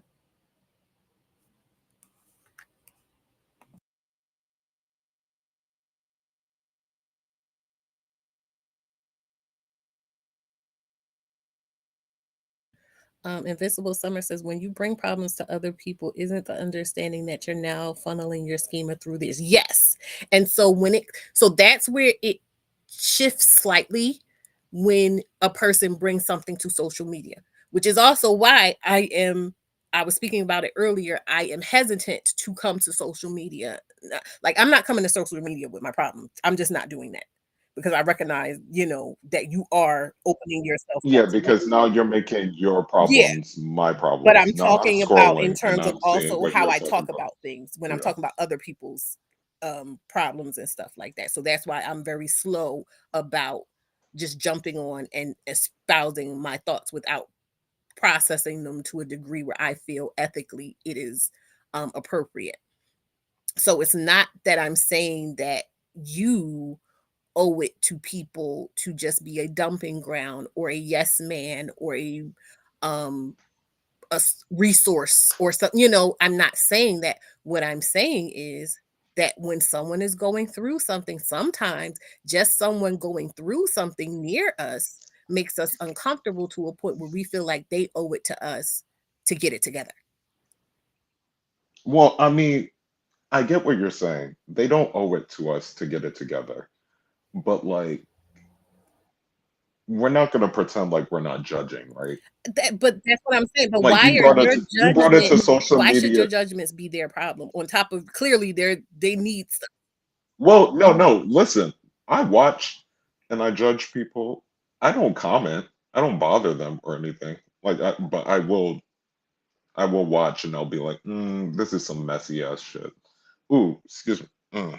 This is a mess, is what I meant to say. Yeah, and it's not. Like, I'm not yeah, trying to I'm like, police. oh God, this It's is not that I'm crazy. trying to police people's thoughts. You can think whatever you think, but if I don't know what you're thinking, then it doesn't affect me, right? Yeah, like for instance, if you posted a story that I thought was crazy, I wouldn't go in your comments and be like, oh, you're crazy. I just don't do And that. mind you, I recognize that, and I made like a TikTok about that where people, when they were talking about that woman, the women who like to come to the timeline and like complain about their relationships in a way where they want you And to then gang get up back on their with them. man with, but not too much. Don't tell me to leave them, type of thing. Like, yes, so there is something to be said about people, wanting to extract a specific kind of emotion from you, or in a specific kind of validation from you. When I'm talking about this conversation, it's not saying that like you as a consumer of content, since this is the context we're in, are not Yeah. allowed to Oh no, interact. but what DJ said is exactly how I feel. Like I can't help like you post something, I'm judging it. But like I'm not gonna leave a negative comment or anything. Like if I have a negative judgment on something you post, you will never know it because I won't say anything to you. And this is, somebody said, what happened to we listen and we don't judge? First of all, that is new on the internet. I'll just put that That is is spanking horrible. brand new on And the have internet, you seen it? right? It's horrible. It's literally breaking up Right. families. It's But horrible. One of them was one of the girls said she puts her boogers on her husband's washcloth. listen, I don't even, for real, I scroll Girl. past something because I don't want to hear. Yeah, but that's the thing. Like, thank you for bringing that up, because that's a perfect thing. I think that we as adults who feel like our stuff is together, and when we're talking about social media specifically in the context of social media, I know more than likely this person is never even going to read my comment. They don't know who I am. I don't have any kind of stake in their life. I can't help them. Again, those judgments, I know 9 times out of 10 aren't going to help them. So it's one of those things like, yeah, I could Yeah. participate in giving off my judgment or whatever in that moment because they presented it to me. However, I also But why recognize bother? that at the end of the day, I'm choosing to participate in mess. Like, sometimes I go trolling. Sometimes I don't necessarily seek stuff out, but like if I go on Twitter, I know I'm probably going to see some stuff that's going to trigger me in a certain way, and I'm going to talk in a way that I don't normally talk, and I Yeah, accept but the that thing about myself. is, You know what I mean?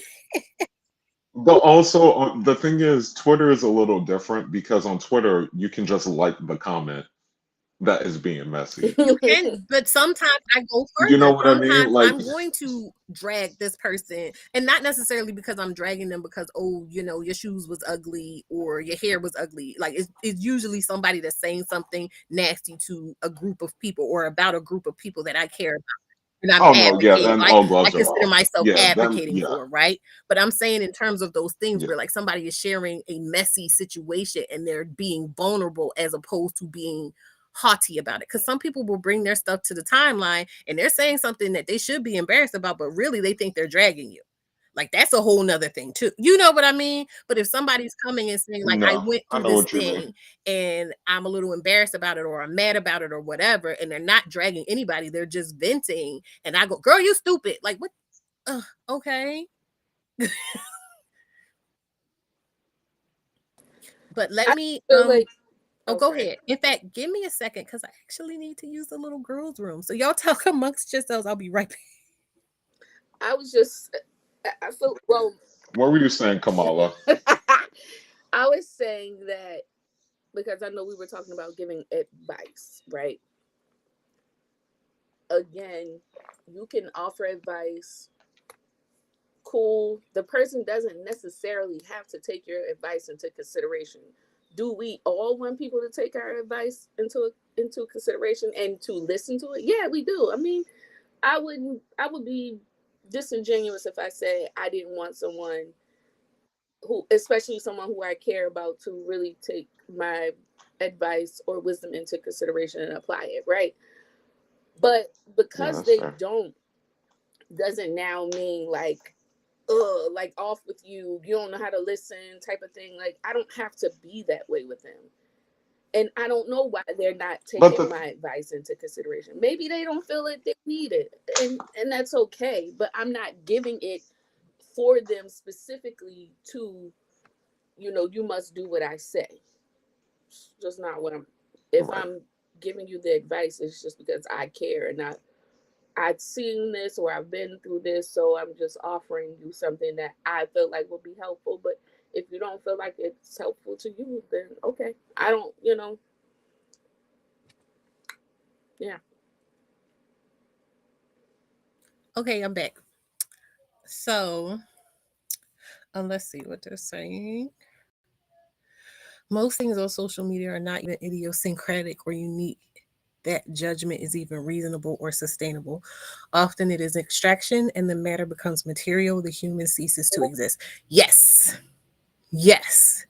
And what I'm talking about is since we have these strong opinions on people to put at the forefront of our minds when we are engaging in that kind of practice, like I said, like trolling or just doom scrolling or whatever, being cognizant that when we put something out there, we are in a way choosing to dehumanize that person because we don't have that full experience or insight to what's going on with them, so that when we're making a judgment, just being mindful that it is within a vacuum.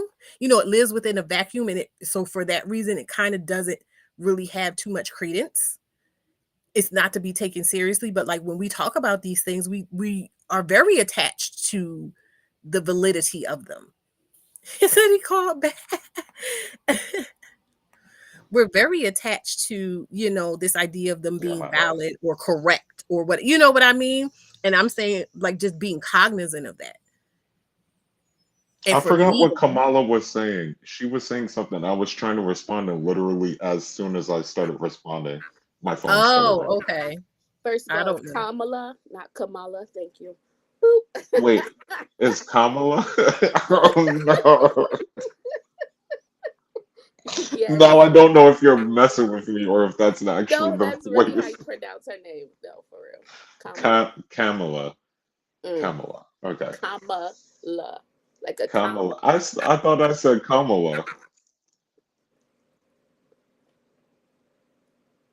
But oh no, I was what did I say?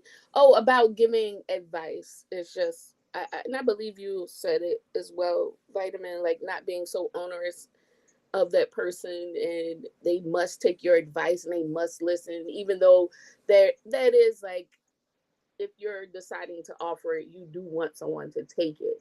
But it's like just, breaking away from that, and Yeah, saying I that, think there is a thing where like you can own your opinions and you could own your perspective and your expertise and everything like that.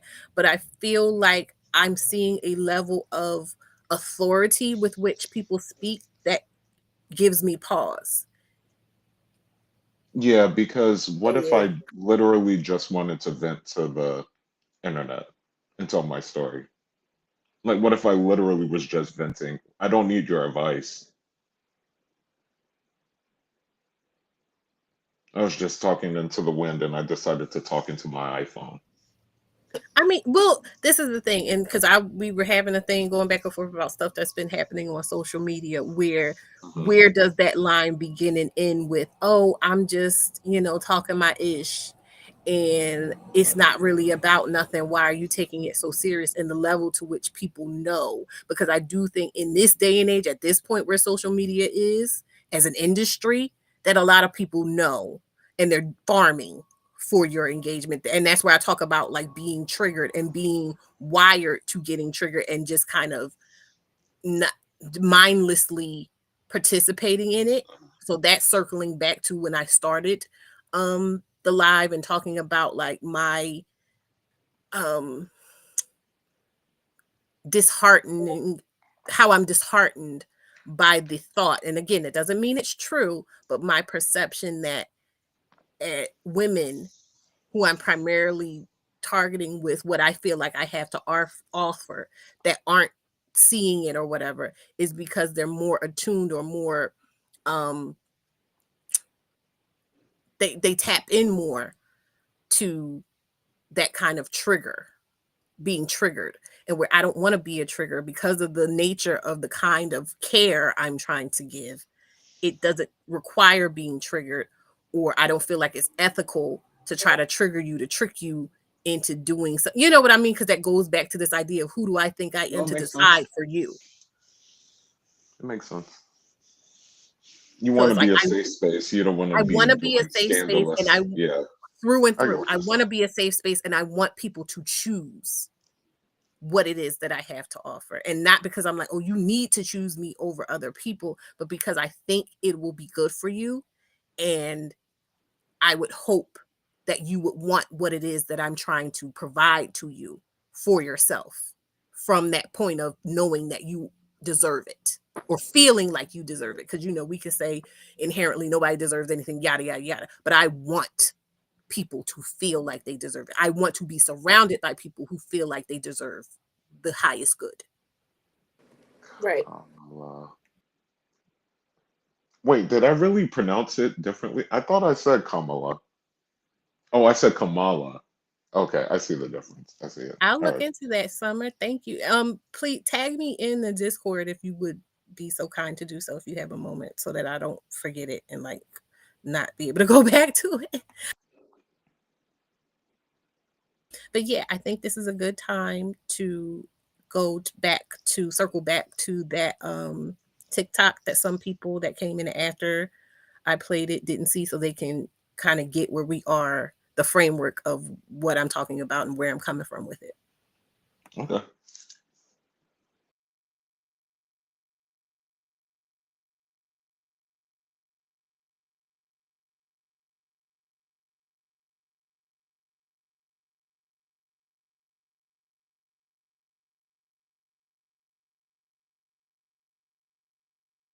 So this dude's girlfriend surprises him at a New Year's Eve party that he's under the impression that she won't be able to attend due to work obligations. And his reaction unintentionally turned him into the new couch guy, if you remember that. And rather than speculating on them, because I think we've had more than enough of that, I wanted to shed some light on a frustration that a lot of people seem to have in the comments, which came after she posted the video. As you can imagine, the comments came rolling in telling her she should run. But after disagreeing with people's takes, she posted this video to prove that it wasn't like that. Yeah, it didn't help. And there's where the question came from, which was people basically saying, why is advice so often ignored until it's too late? Everything I say from this point forward has nothing to do with the two of them. I just want to show you an unlikely illustration of why this happens and how to handle it if the person who's ignoring your advice is somebody you love. You will not believe until you see it for yourself how this is illustrated to a T in the second season of Squid Game. Again, this is about the question, not them specifically. In this show, people who are either in crippling debt or severely impoverished are preyed upon and lured into a game where they could potentially win a lot of money. What they're not told is that it's a unaliving game, where if you lose, your free trial of life is ended. Light spoilers for season 2 if you haven't seen it, so click away if you need to. In the first season, our main character went through this game and won. But afterwards, the survivor's guilt combined with some anger towards the organization who sets the whole thing up made him want to use the money to put an end to the game as a whole. Well, the plot does plot things, and in season 2, he ends up having to play the game again, with a whole new set of people. Well, fast forward and they're about to play the first game, and it turns out they're playing red light, green light for their first one, a game he already played once. So he knows the ins and outs, but more importantly, he knows that if you lose, you're unalived. Now remember his mission, which is to end these games and to save as many people as possible. So when the game starts, he starts giving everybody the sauce, life-saving advice that they certainly need. But to his surprise, when he starts dropping knowledge on them, people not only don't believe him, but they start disrespecting him. Because they haven't been through this yet, they're like, we're gonna get clapped playing red light, green light? Oh, this guy must be drunk. And then someone else says he's just lying so he can increase his chance of winning. So what does he do in response? I want you to remember this because it's going to come back in a minute. He doesn't get his feelings hurt and he doesn't argue. He just calmly says, when it starts, no matter what happens, do not panic. Don't start running. And again, everyone's just like, whatever, dude. So the game starts and he continues to give them instruction. And aside from a select few, people are largely ignoring him. For a minute, it looks like they're going to be okay, but then something happens. While waiting for a red light to pass, a bee lands on this girl's neck. When she freaks out to get it off, she's like, oh man, I lost. But I mean, hey, it's just red light, green light, right? This development has the effect you would imagine on many of the players, and a bunch of people take off running. Then they just start dropping like flies. While to those who hear him, he shouts, don't move. Then the robot goes, green light, and everyone who survived is too terrified to move. And this next part made me tear up when I first watched it. Because despite how they treated him, when he was trying to explain and they wouldn't take him seriously, and everyone's standing there frozen in fear. During the next green light, you see a small motion breaking through the crowd. And after he covers his mouth to avoid detection from the motion sensor, he says if you don't cross the finish line in time, they will still make you a live junior. The sensor cannot detect your movement if you're behind someone larger than you. So form lines and get moving. And what do you think happened next? Keep in mind how they responded to his advice the first time. But what changed, do you think? He's the same guy as before. He hasn't changed. They have. So why does well-meaning advice so often fall on deaf ears? Because the lips of wisdom are closed, but to the ears of understanding. You're usually speaking from experience, but the advisee just has to believe you, basically. I know this seems way too heavy compared to the situation that started this conversation, but it's an angle that a metric most people miss when it comes to advising others. Because most people, when someone doesn't take their advice, they take it personally and then revel in the person's failure and suffering if it comes. Which is fine if that's working for you. But for the rest of us, what do you do if it's somebody you love? Someone you genuinely want the best for? What do we do when it's that person? Exactly what Song does here.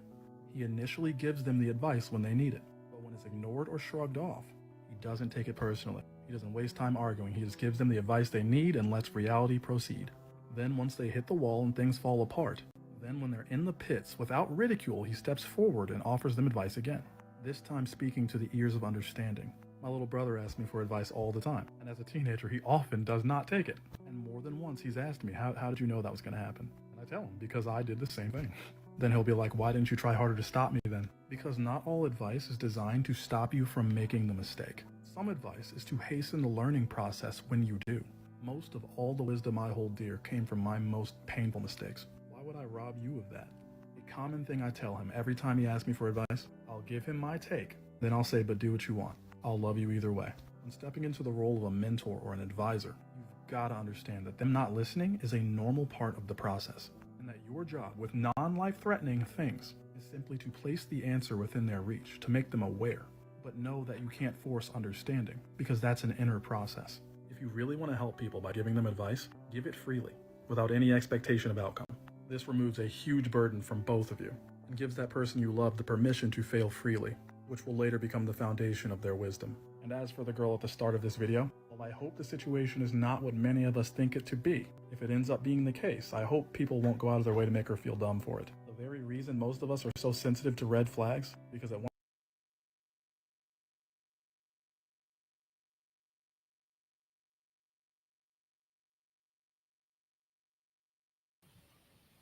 So that, honey, please. So that is why I'm saying thank you, Summer. Thank you for coming. I'm glad you were here, and thank you for contributing to the conversation. I appreciate that. It was you gave some good stuff to work off of. So that's what I'm saying. That's what I've been saying about in terms of just that was illustrated so perfectly. It's this thing of like, if your goal is to help the people, why are you so hung up on this aspect of it? Like, yes, they're not being helped, and that kind of goes against what your goal is, but like, stay the course. And the course is not about making them feel a type of way. Keep doing what you're trying to do. You can influence somebody when the time is right, when their level of understanding is in alignment with what you have to offer, if you haven't already alienated them by showing up in a way that really isn't in alignment with what you say you want to do. It's more about you and your experience, and centering yourself, and you being the hero and this and that, and yet, all the things that when the time is right, y'all will align. What does this say? Wisdom cries loudly in the market. She raises her voice at the head of the noisy street. She cries out at the entrance of the city gate. She speaks. How long, simple ones, will you love being simple? Yeah, and mind you, in a situation like that, what would happen? Most people would just kind of look at that person, look at that crazy woman yelling. They're going to. No, see, I feel like those are two completely different situations. What do you Like mean? one is okay because I would be one of the people who listen to the guy in Squid Game. Because what do you mean I'm gonna die if I Are move? you sure though? Because like he said, I'm like outside a of the thousand context. percent sure. Okay, but outside of the context of Squid Game, you just said like your mom be telling you stuff and you just like, yeah, okay, whatever. Yeah, and That's my friends. human though. That's Right. human though. But I just Like, mean if I think it's too drastic of a comparison only because like in one of these scenarios, like I've never had someone say like, "Oh, don't date him because you'll die." But like if he told me like, "No, don't play around with this because if you lose, you'll die," I'd be like, "Oh shit." Like I would at least test it. yeah, I but would that's at what I'm I'm least saying. sure The see. somebody context is has said, different.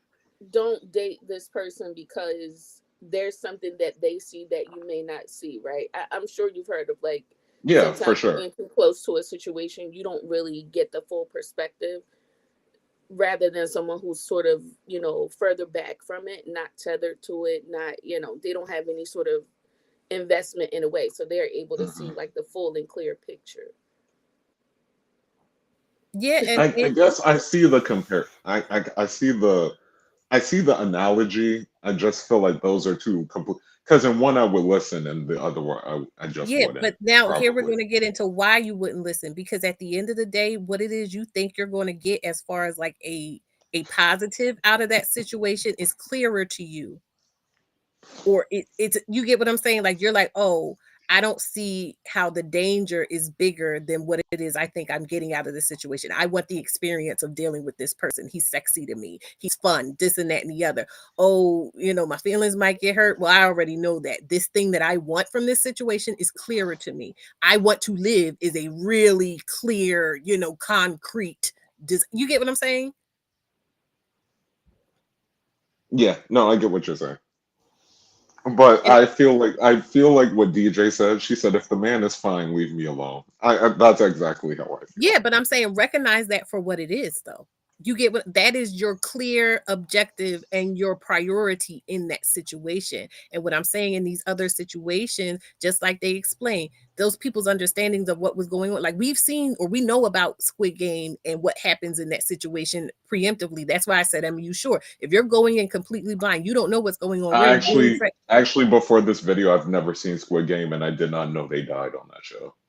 okay. Genuinely, I Well, actually I'll have say never for seen it me before. and with a lot of people, and it's reasonable that those people going in knowing nothing of what's going on and just being kind of like, this sounds crazy what he's saying because it's out of context, And we're in the game, you forgetting too, we're in the game for a bunch of money that'll change their lives, right? So that thought of, oh, you're just trying to sabotage me is not an unreasonable thought. You get what I'm saying? So in the context of them not having the context of their life being in danger, along with that clear objective of I want to win this game over you because I want that money, only one of us can get that money. Okay, so That Vitamin, if you didn't know, and I was, let's say I was like a random black Asian man there, and I was like, no, if you lose, you'll die. You wouldn't believe me. You'd be like, oh, he's just trying to win.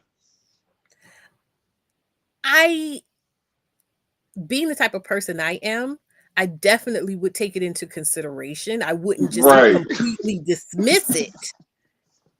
But I'm saying that I recognize, this is where it comes back to me recognizing my framework, my mental framework, and how I think about things is not the same as everybody else. I just And think it's I different. identify with Sorry. them not having that same ethos of, oh, maybe there is something more to what he's saying, and just going with, hey, I want this money and he's trying to sabotage me.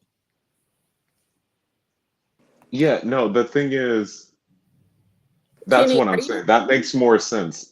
Maybe it's because we're black and they're Asian. I'm like, the Oh comparison is my not God. hitting for me. what? It's not hitting for me because I'm like, what do you mean a man stood up in front of you, said he's played the game before he survived, and if you move, you'll die, Come on, and relational you don't database. believe him? Get deep. I like this kind of stuff. Yes. The So little death. you wouldn't take heed to that?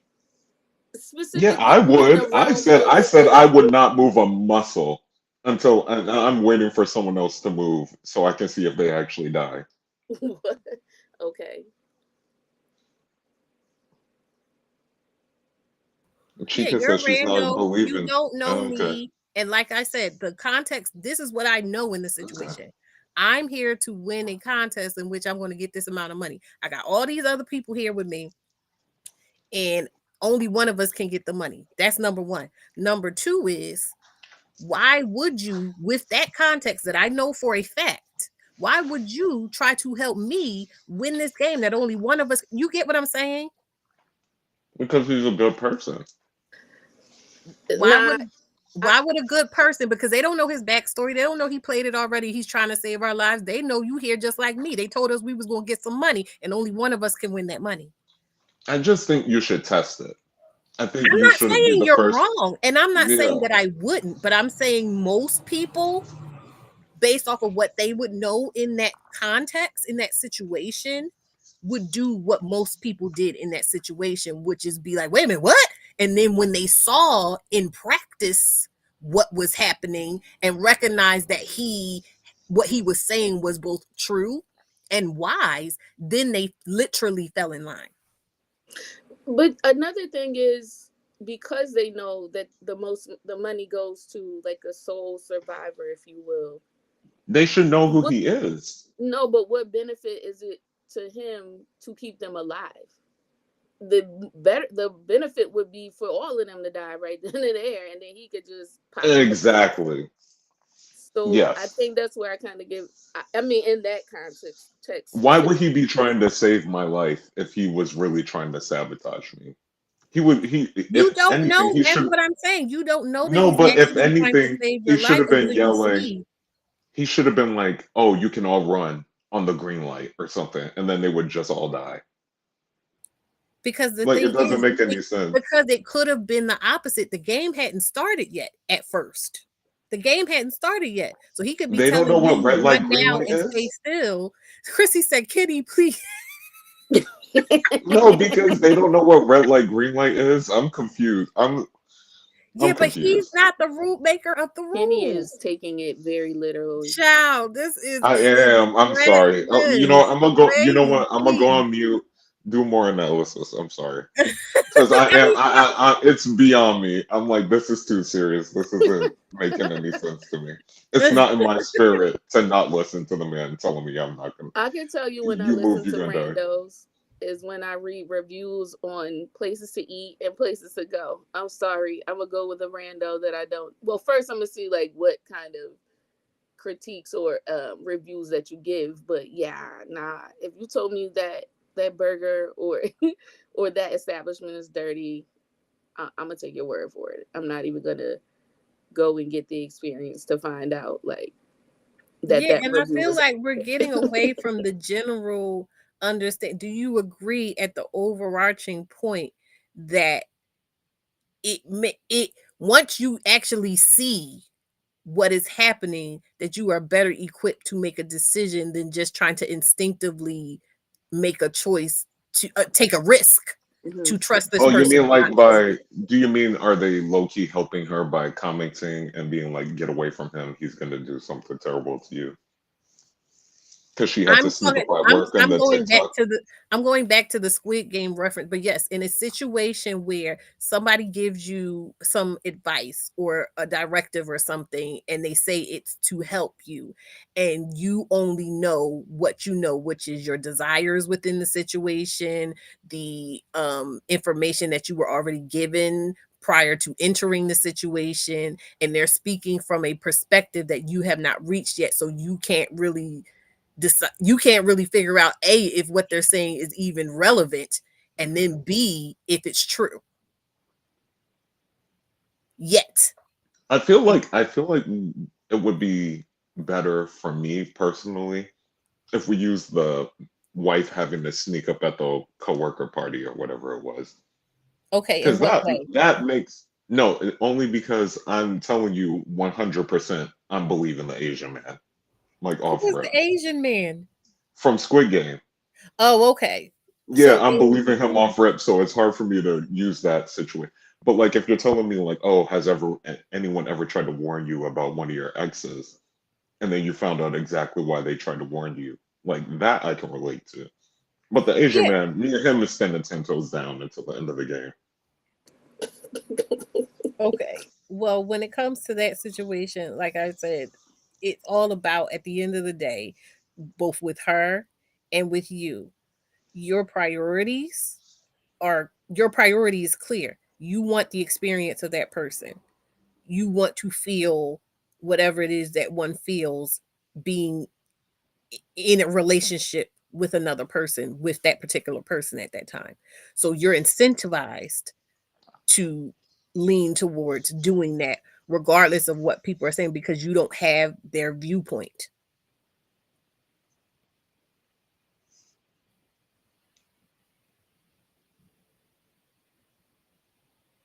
Hello. Oh, I'm still here. I didn't realize that was a question. It wasn't a question, it was a statement, but like, what do you think? Does that make sense? No, oh, okay. No, that makes sense. I'd rather two else because Chica said I'm just not understanding anything, and I'm inclined to believe her because I had this cannabis. I'm drinking this cannabis soda, Oh no, you and didn't. yeah, Coming up here and all I'm realizing it's discombobulated, stronger. trying to have a It's high level stronger than I thought it was. It's called our heirloom honeycrisp. I don't know how to pronounce the Kenny, first you word. not even on the ground with us, but you just I ain't kicking you off, but like what can No, I but do? as someone who listened to people who have done what I have wanted to do, I don't fully understand, but somewhere deep, I get it. Steven says, as someone who listens to Oh, people I who am not Gun's strongest warrior. and in a lot of ways, Steven, I that's why I feel like I resonate with you, because yes, I feel like I am someone with my vantage point. I do appreciate, and like Kenny was saying, like I, I know that I probably would take into account certain things, but I recognize that a lot of people don't. And it's not about whether it's right or wrong or smart or not. It's just a fact. It's evidenced by the world we live in and the way things go and the stuff more people seem to gravitate towards and do, and you know what I mean, and how they show up. So what I'm saying is that in recognizing that a lot of people do not think the way I think. A lot of people do not have the ethic I have. A lot of people do not see things in a way that I see things, that makes me move the way that I move. Then I, in turn, when I am trying to be of some kind of service or give some kind of insight, I recognize in the interest of both sparing myself a lot of undue labor and sparing myself conflict, I just kind of hang back in certain ways and let people catch up before trying to immerse them in what it is that I know, or burden them with what it is that I know. Because like if somebody comes and gives me um a scalpel and all of these things and puts me in scrubs and says go do some surgery, I don't know how to do what I mean? I don't know how to do that right now. But if somebody, if I go to school and I get all the information I need, or even if it's an emergency situation, somebody says like I'm a surgeon and I had someone bring you here because I need your hands, but I am broken. My hands are broken. I can't do it, but I'm going to walk you through. That's something different than just throwing me in a room and saying, okay, now do this successfully. You know what I mean? And I know that's kind of an off thing, but it's basically like you're equipping people with something that they don't know what to do with yet, or that they're not ready to open their minds up to being able to figure out what to do with yet because of their motivations.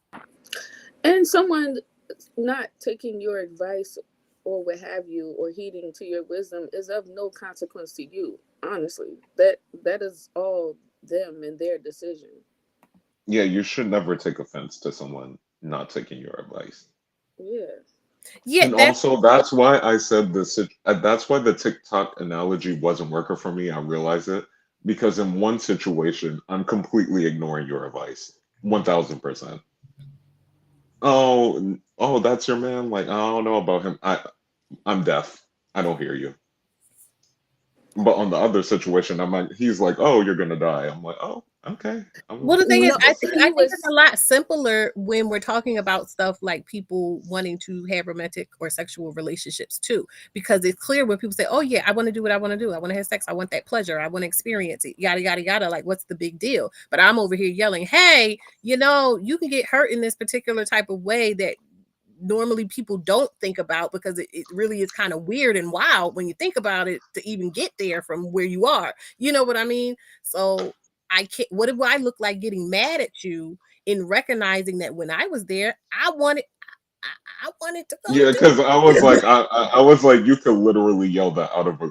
As soon as I'm getting to the back of a sketchy white van, you could yell that out, and I'd be like, I'm still going. It says difference in the consequence of not listening. I'm not really sure. Yeah, no, that is what it is. It's the difference in the consequence of not listening.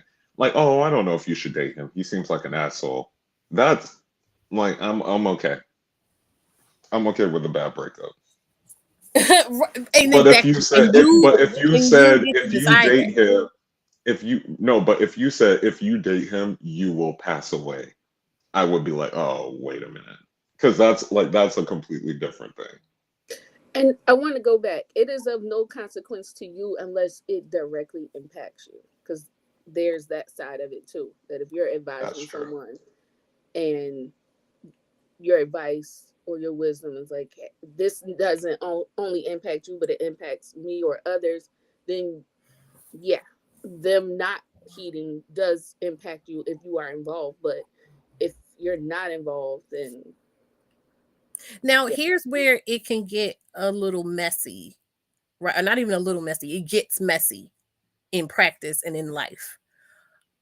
When you are someone who, a friend or a sister or aunt or a mother or cousin or something, somebody related to someone who has children, for instance, and you see them making those kind of decisions, Kenny, that you're saying, even though they have the responsibility of being there for their children, and the consequences are affecting them in the ways that I talk about, where they're not being cognizant of how their altered emotional and mental states are affecting the effectiveness of their parenthood, right?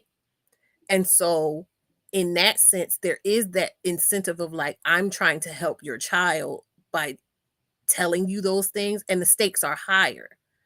But in those cases, because we've had those discussions before in other places, where it's like, realistically speaking, what can you do, and how far are you willing to take it?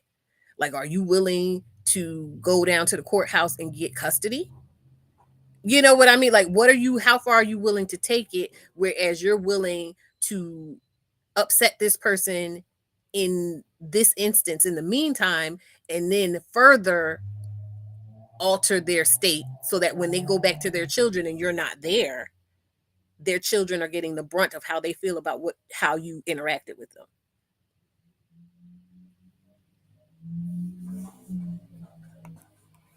Do you understand where I'm coming from with that? Me? Anybody? Oh, I'm yeah. gonna be completely honest. I need a recap of the scenario again because my I'm saying laptop that is messed up. so say you have kids and you're Mm, saying like, oh, I want to mess with the sketchy dude. And I'm saying, hey, you've been messing with a bunch of sketchy dudes. And every time you mess with a sketchy dude, you get depressed. And when you're depressed, you're not taking care of your kids right. hmm So then there's that thing of like, I'm not going to say I'm not going to bring that to you, but then am I going to sit there and argue you down about it? Am I going to sit there? Because if I'm not going to be able or willing to step in and take care of the children in your stead, but I'm further upsetting you to the point where now I know you're going to be Oh in yeah. a further altered state, and now you're going to take it out on your kids. Well, that's a way harder scenario. I actually don't know That's what I'm saying. It's what mess. you're It gets supposed to do in messy, that right? situation. It's very Yeah, messy. Thank you, I actually don't know Campari. what I the right try. answer I'm is to really trying. Like, I just want to help. And I want to touch on too what the guy said about what is it when it's someone you love. And I'm not going to sit here and do this whole we are the world thing. Like, I love everybody, but in a general sense, I do. I want to be able to love everybody. And even if I can't show that love in the traditional ways that you show love to people you actually are connected to and know, one of the ways that I feel like I can love strangers is, like I said, to be cognizant of how I'm showing up and how I'm interacting with them and being accountable within and to myself about how I'm approaching these situations. So when I'm talking about being mindful of, okay, me demanding that you listen to me in this, is this actually going to help you in the way that I'm telling myself I'm trying to help you, as opposed to just feeding my own ego?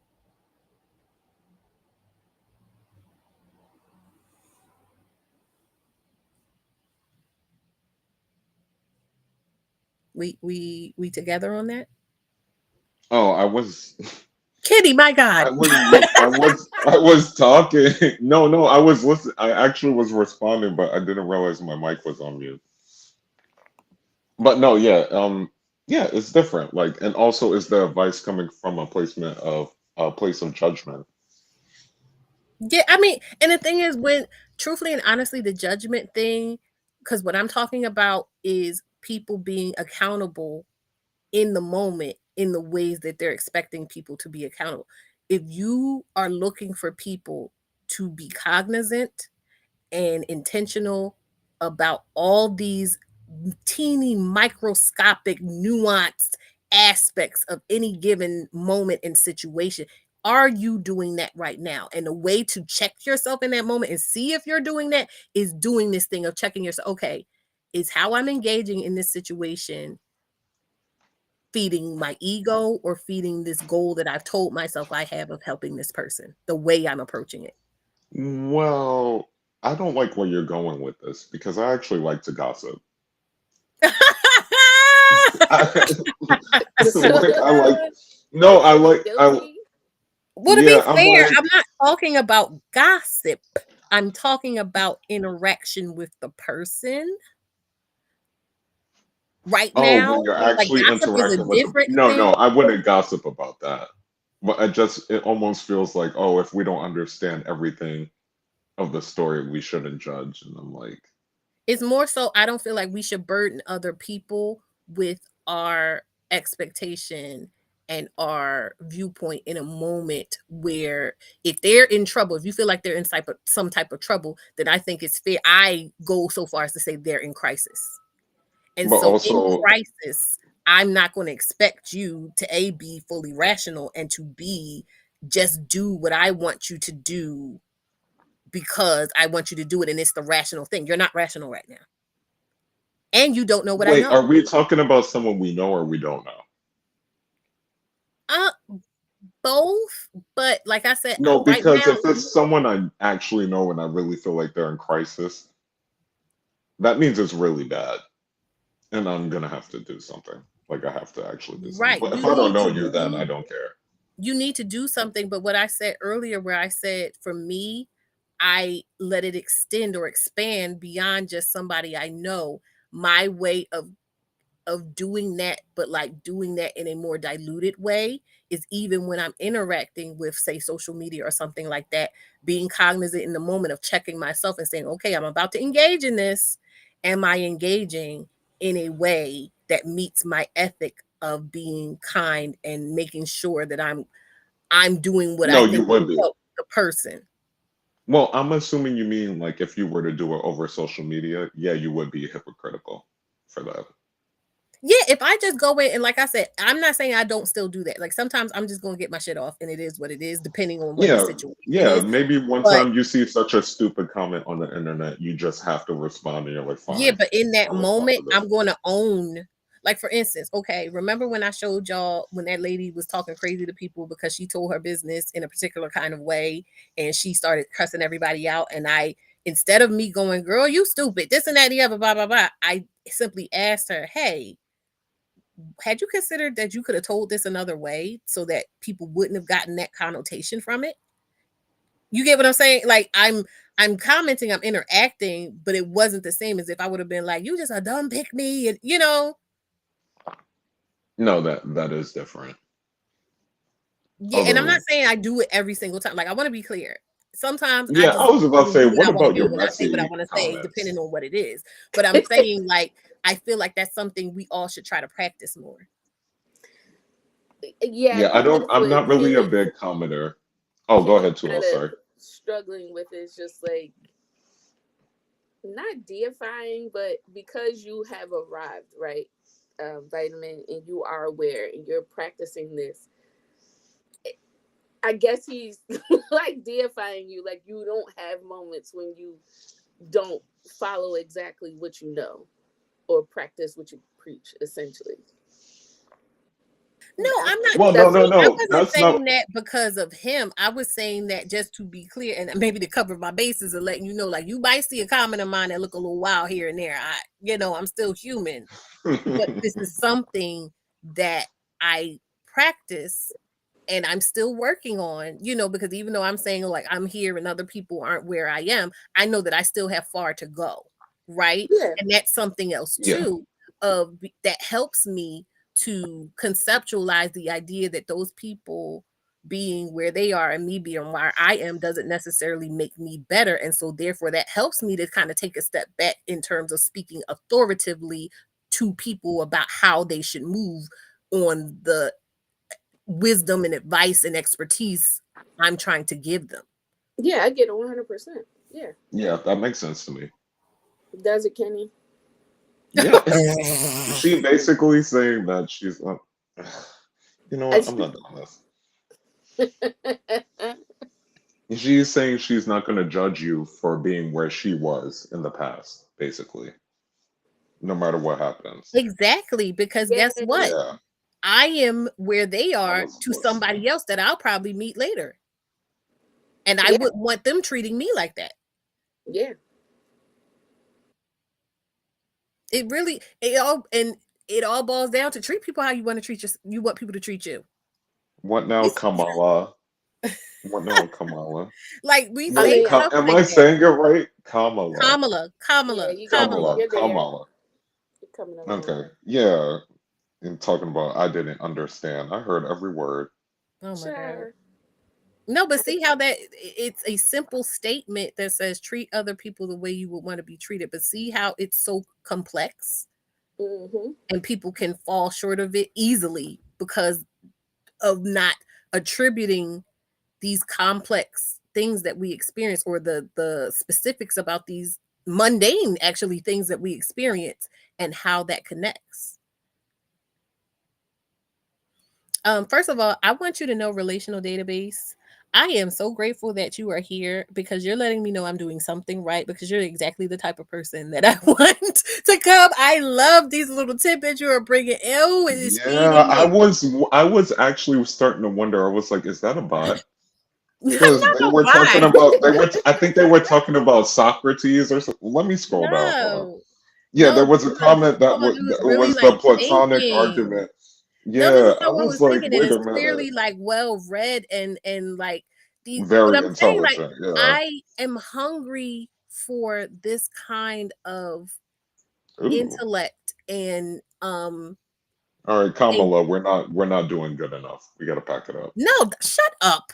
You would see, but that's what I'm talking about. Here you go. You go immediately to like an insult. I'm not insulting you. I'm not insulting you. No, no, no. I was completely messing with you. No, because I was genuinely reading the comments thinking like, oh my God. Like No, every comment, it seems like there's just a bunch of knowledge packed in. I'm like, oh shit. but this is the thing. In order to resonate, to have someone like this, and not to put you on a spot, relational database, but I want people to resonate with me like this. But if I wasn't showing up the way I was showing up, then someone who thinks this way and who engages this way would not recognize me as kindred and would not want to be around me.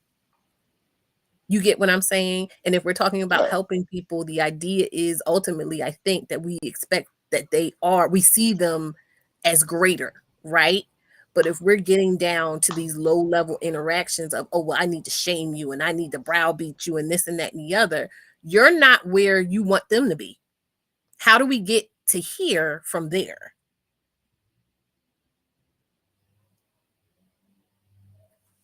Let me read. Relational database said that's essentially the Platonic argument that pertains to the death of Socrates. The injustice of his execution was that he was supposedly led by altruistic concern as opposed to propagating himself. I'm going to have to process that. Yeah, when I was reading that, that was the comment where I was like, wait a minute, is this a robot? But I definitely don't think it's a bot. Yeah, no, but that But people it just felt like misunderstanding, Wikipedia.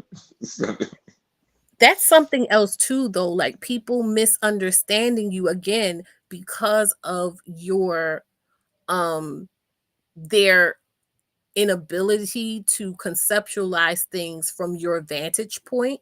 And I feel like people, you increase the chances of being met as a hostile when you were, because think about it, the way we're talking about people just imposing their ideas about what is right and what's wrong and what people, you are a hostile entity. They have every right to try to protect themselves from you. And that protection can look like just shutting you out. You know, they could shut down or they could fight you or what, but you get what I'm saying? But how are you coming at me, you know, with razor blades and bullets and everything, and then saying to me, why aren't you open up wide for me to hit you? That doesn't make sense. That's not rational or logical. And Sammy says some people don't treat themselves well. They do not.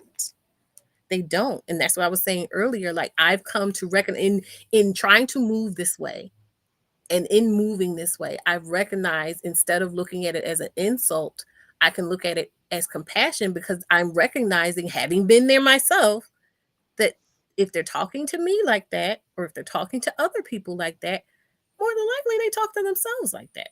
And if you listen to people long enough, they'll say, "Oh yeah, this is how I this is how I this is the standard I hold myself to. This is how I motivate myself. This is how I push myself. This is how I get myself to produce."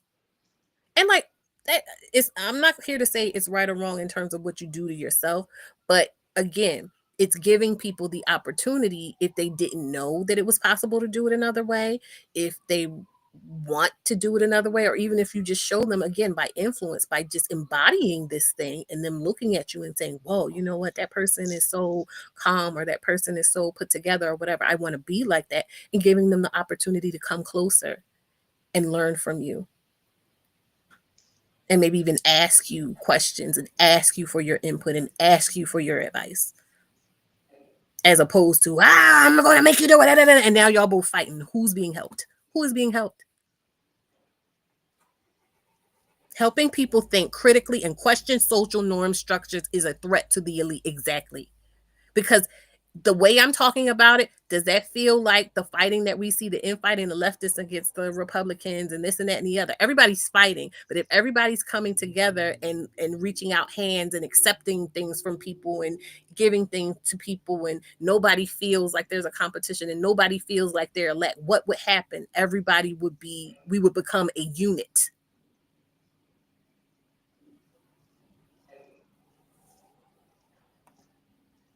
It says it's much more socially accepted to punch down and heap blame upon the downtrodden. Exactly. And that's what we're doing when there's such a disdain for victims. This idea, that's why whenever something happens to someone, and what's the first thing people want to say? Oh, they're not a victim. They knew what was going on. They knew what happened. Like. Yeah. My bad. I stepped away for a second. No, that's fine. But like, once you start to, like I said, get into the weeds of these things and make a practice of thinking about these things, not for everybody else, mind you. I started noticing these things in people more when I started working on, like I said, living up to my own ethic, or figuring out what my ethic was, and then holding myself to the standard of following my ethic. And then I started to see like how people don't have that same ethic, and then accepting that, you know what I mean, and moving accordingly. But again, Yeah.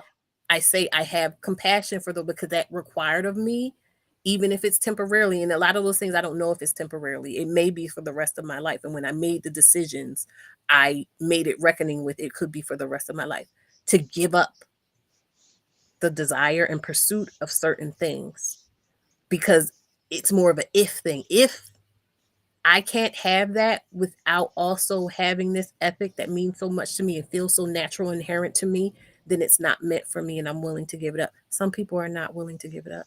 Some people are so not willing to give it up that they're not even capable of conceptualizing it in that way to even make the decision.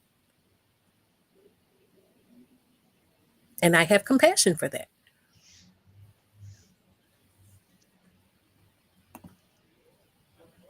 So, yeah, that's pretty much all I had. Did anybody? I'm trying to see. Oh, relational database! Yay! Hello. Hey, what's going on? Hey everybody. How are you? Welcome. I'm doing well. I really appreciate your conversation. I've been listening very carefully. And I guess I love the fact that you just made mention of a certain renunciation that sometimes we have to at least declare to ourselves about our former selves. And I guess Kenny, earlier, I said something that was a little bit too categorical, I think, when I said that sometimes you are not good enough without putting it within proper parameters. And I think it was more so kind of vis-a-vis what Vitamin just said, and how I sort of express my feelings about it, about the renunciation of the former self and the former desires of the former self as well. But forgive me, I just wanted to come on here really quickly because I know that, Kenny, you thought I was a bot. Oh, no, I'm sorry. Listen, rule number one: pay no attention to Kenny. Yeah, I was joking. Yeah, but I'm by no means anybody that ought to be on here because I'm a little bit more rough around the edges than maybe it might come off when I'm typing. But I just wanted to give my thanks for this conversation and how enriching it is to be able to just listen to you lending so much to. I don't know if I would call single mothers or Black single mothers. I don't know if I would call such a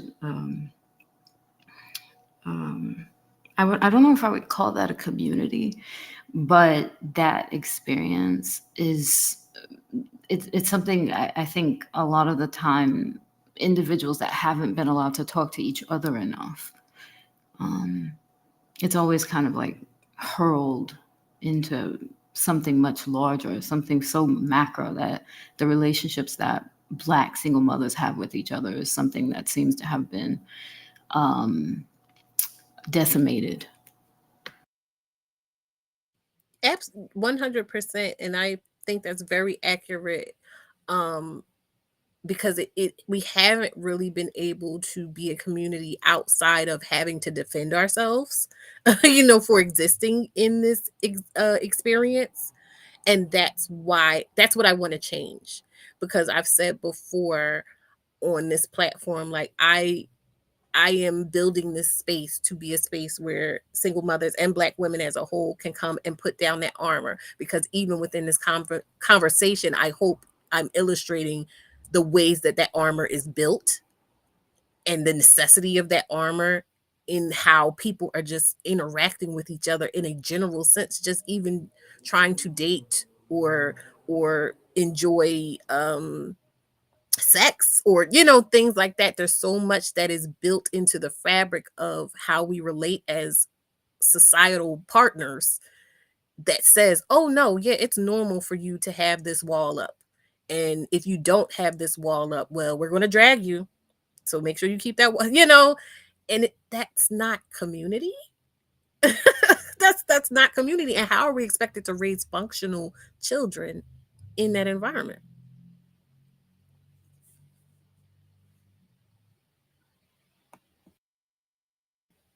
Absolutely, it's almost like the single mother becomes a cloistered, some sort of hermetic experience without what would normally be the expected cloistered community, which is actually a community, not something that's purely isolated and in supposed to be in a perpetual state of self-flagellation and such. Yes, it's expected and demanded of single mothers that you are self-flagellating in all things at all times. And it's like, that's what I was talking about, that idea of you are valuable, or I forget what it was you said, sometimes you're not good enough. And it's like, okay, what's the context of that? Because there are people walking around believing that, just baseline in general, you know.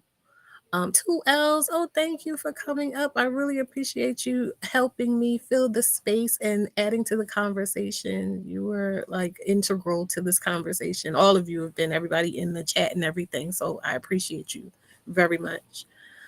Um, so it's been painful for me as someone who is a sensitive person and a deeply feeling person, and who has been privileged enough to not have been hardened in the ways that a lot of people are hardened. Like I said, when we're talking about the mothering and the blueprint of your personality and your belief about yourself within the world, I've had a lot of privilege in being around people. And it's not that I don't have my problems, my family doesn't have its problems, but I've been very privileged in being loved in such a way that that work that I had to do to kind of rebuild my self-esteem and everything after the fall of becoming the dreaded single mother was not as hard as it is for other people. And that's another reason why I can hold space in the absence of that lack of saying, like, I don't have enough to give, I gotta worry about me, I got what did she say, I gotta choose me, Lucius. Like, I am choosing me, but there's so much of me that I have overflow to give. That's how I think about it, that's how I perceive it. And so I'm trying to help people. Like, I say, I'm not here to teach you what to think, but I hope that I'm able to teach you how to think, and you can kind of go from there and build your own ethos that hopefully is healing and balanced.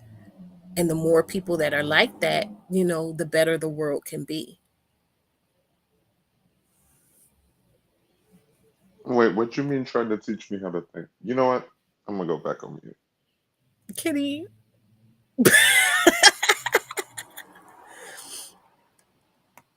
But yes, I definitely appreciate you. And you, I was talking before you came about how for me it's been difficult in trying to move forward in building my platform because of my ethos, and but the in juxtaposition to the way that social media seems to work and what seems to work on social media, it's going to take me a lot. It's going to take me a long time, like unless I'm willing to market in that rage bait triggering type of strategy of insulting people to get them triggered to put their eyes on you.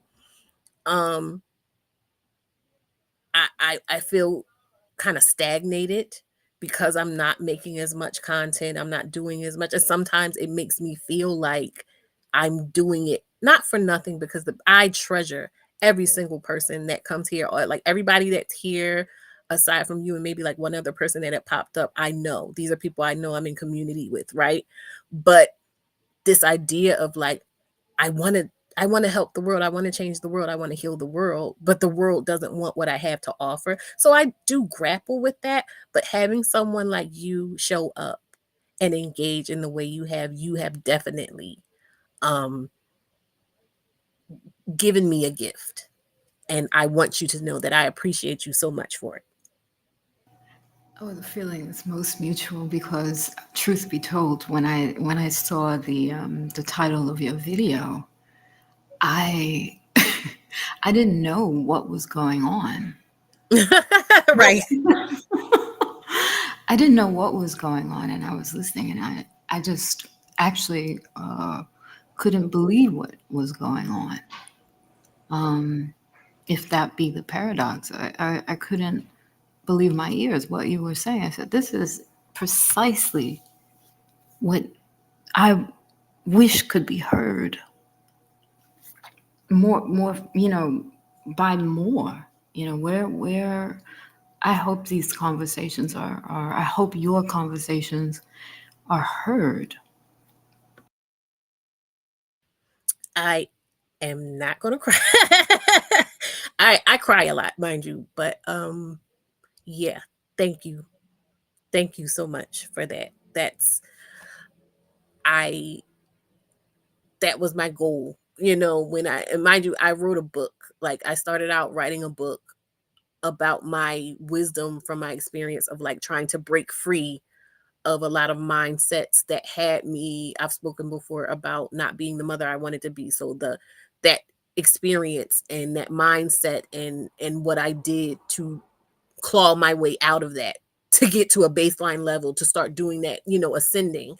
And from there, I was just like, okay, I can go ahead and make a platform, around my book and around these broader conversations. My book is more so centered on like helping women to break free of this idea that they need to be with the father of their child, because that opens up a lot of women. When I was talking to Kenny earlier about like that desire you have for this thing that is more real to you than, or more clear to you than, like I said, these things that are going on around you that you have awareness of, but you can't fully put your finger on, you can't conceptualize to even begin to process and then attribute to this priority that you have put in front of yourself. You know what I mean? So I want to have these broader conversations, and I would hope that, and I still have hope that there are women looking for this. And I know that there are a lot of women looking for this that don't even know they are. And I am still a small voice, in this booming space that has, like I said, so much stuff that is designed to grab your attention and trigger you and keep you trapped and everything. So you having found me lets me know that my work is not in vain. And I appreciate that so much.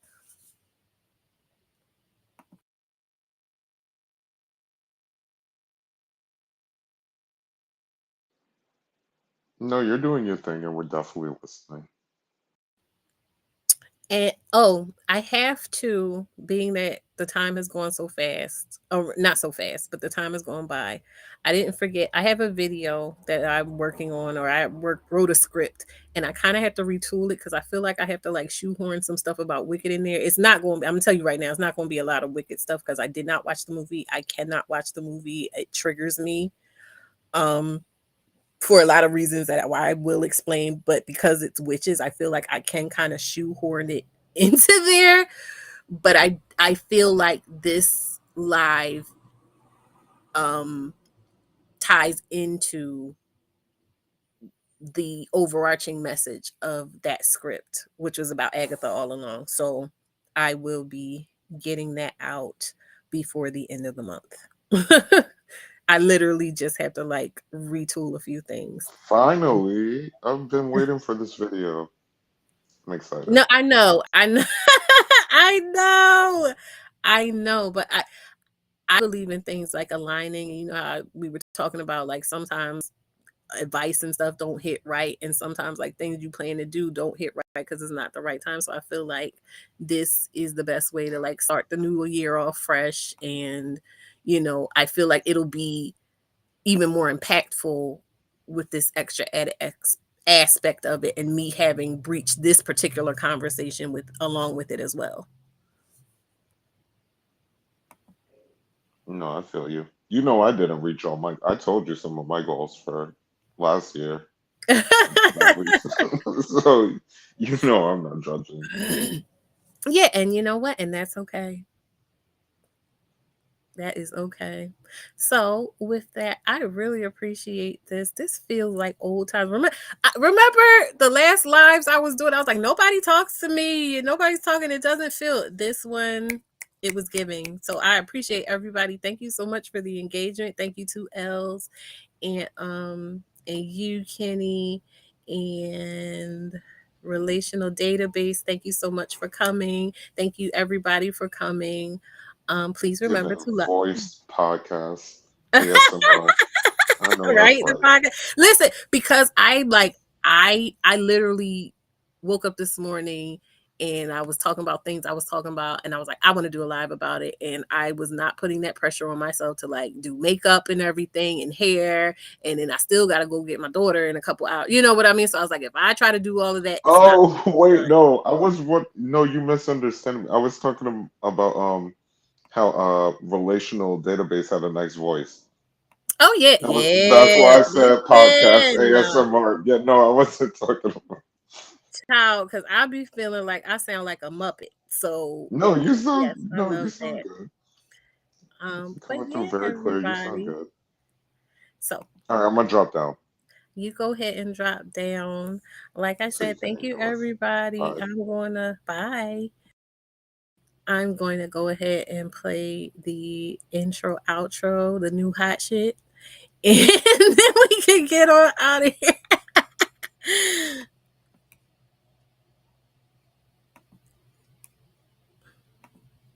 This is my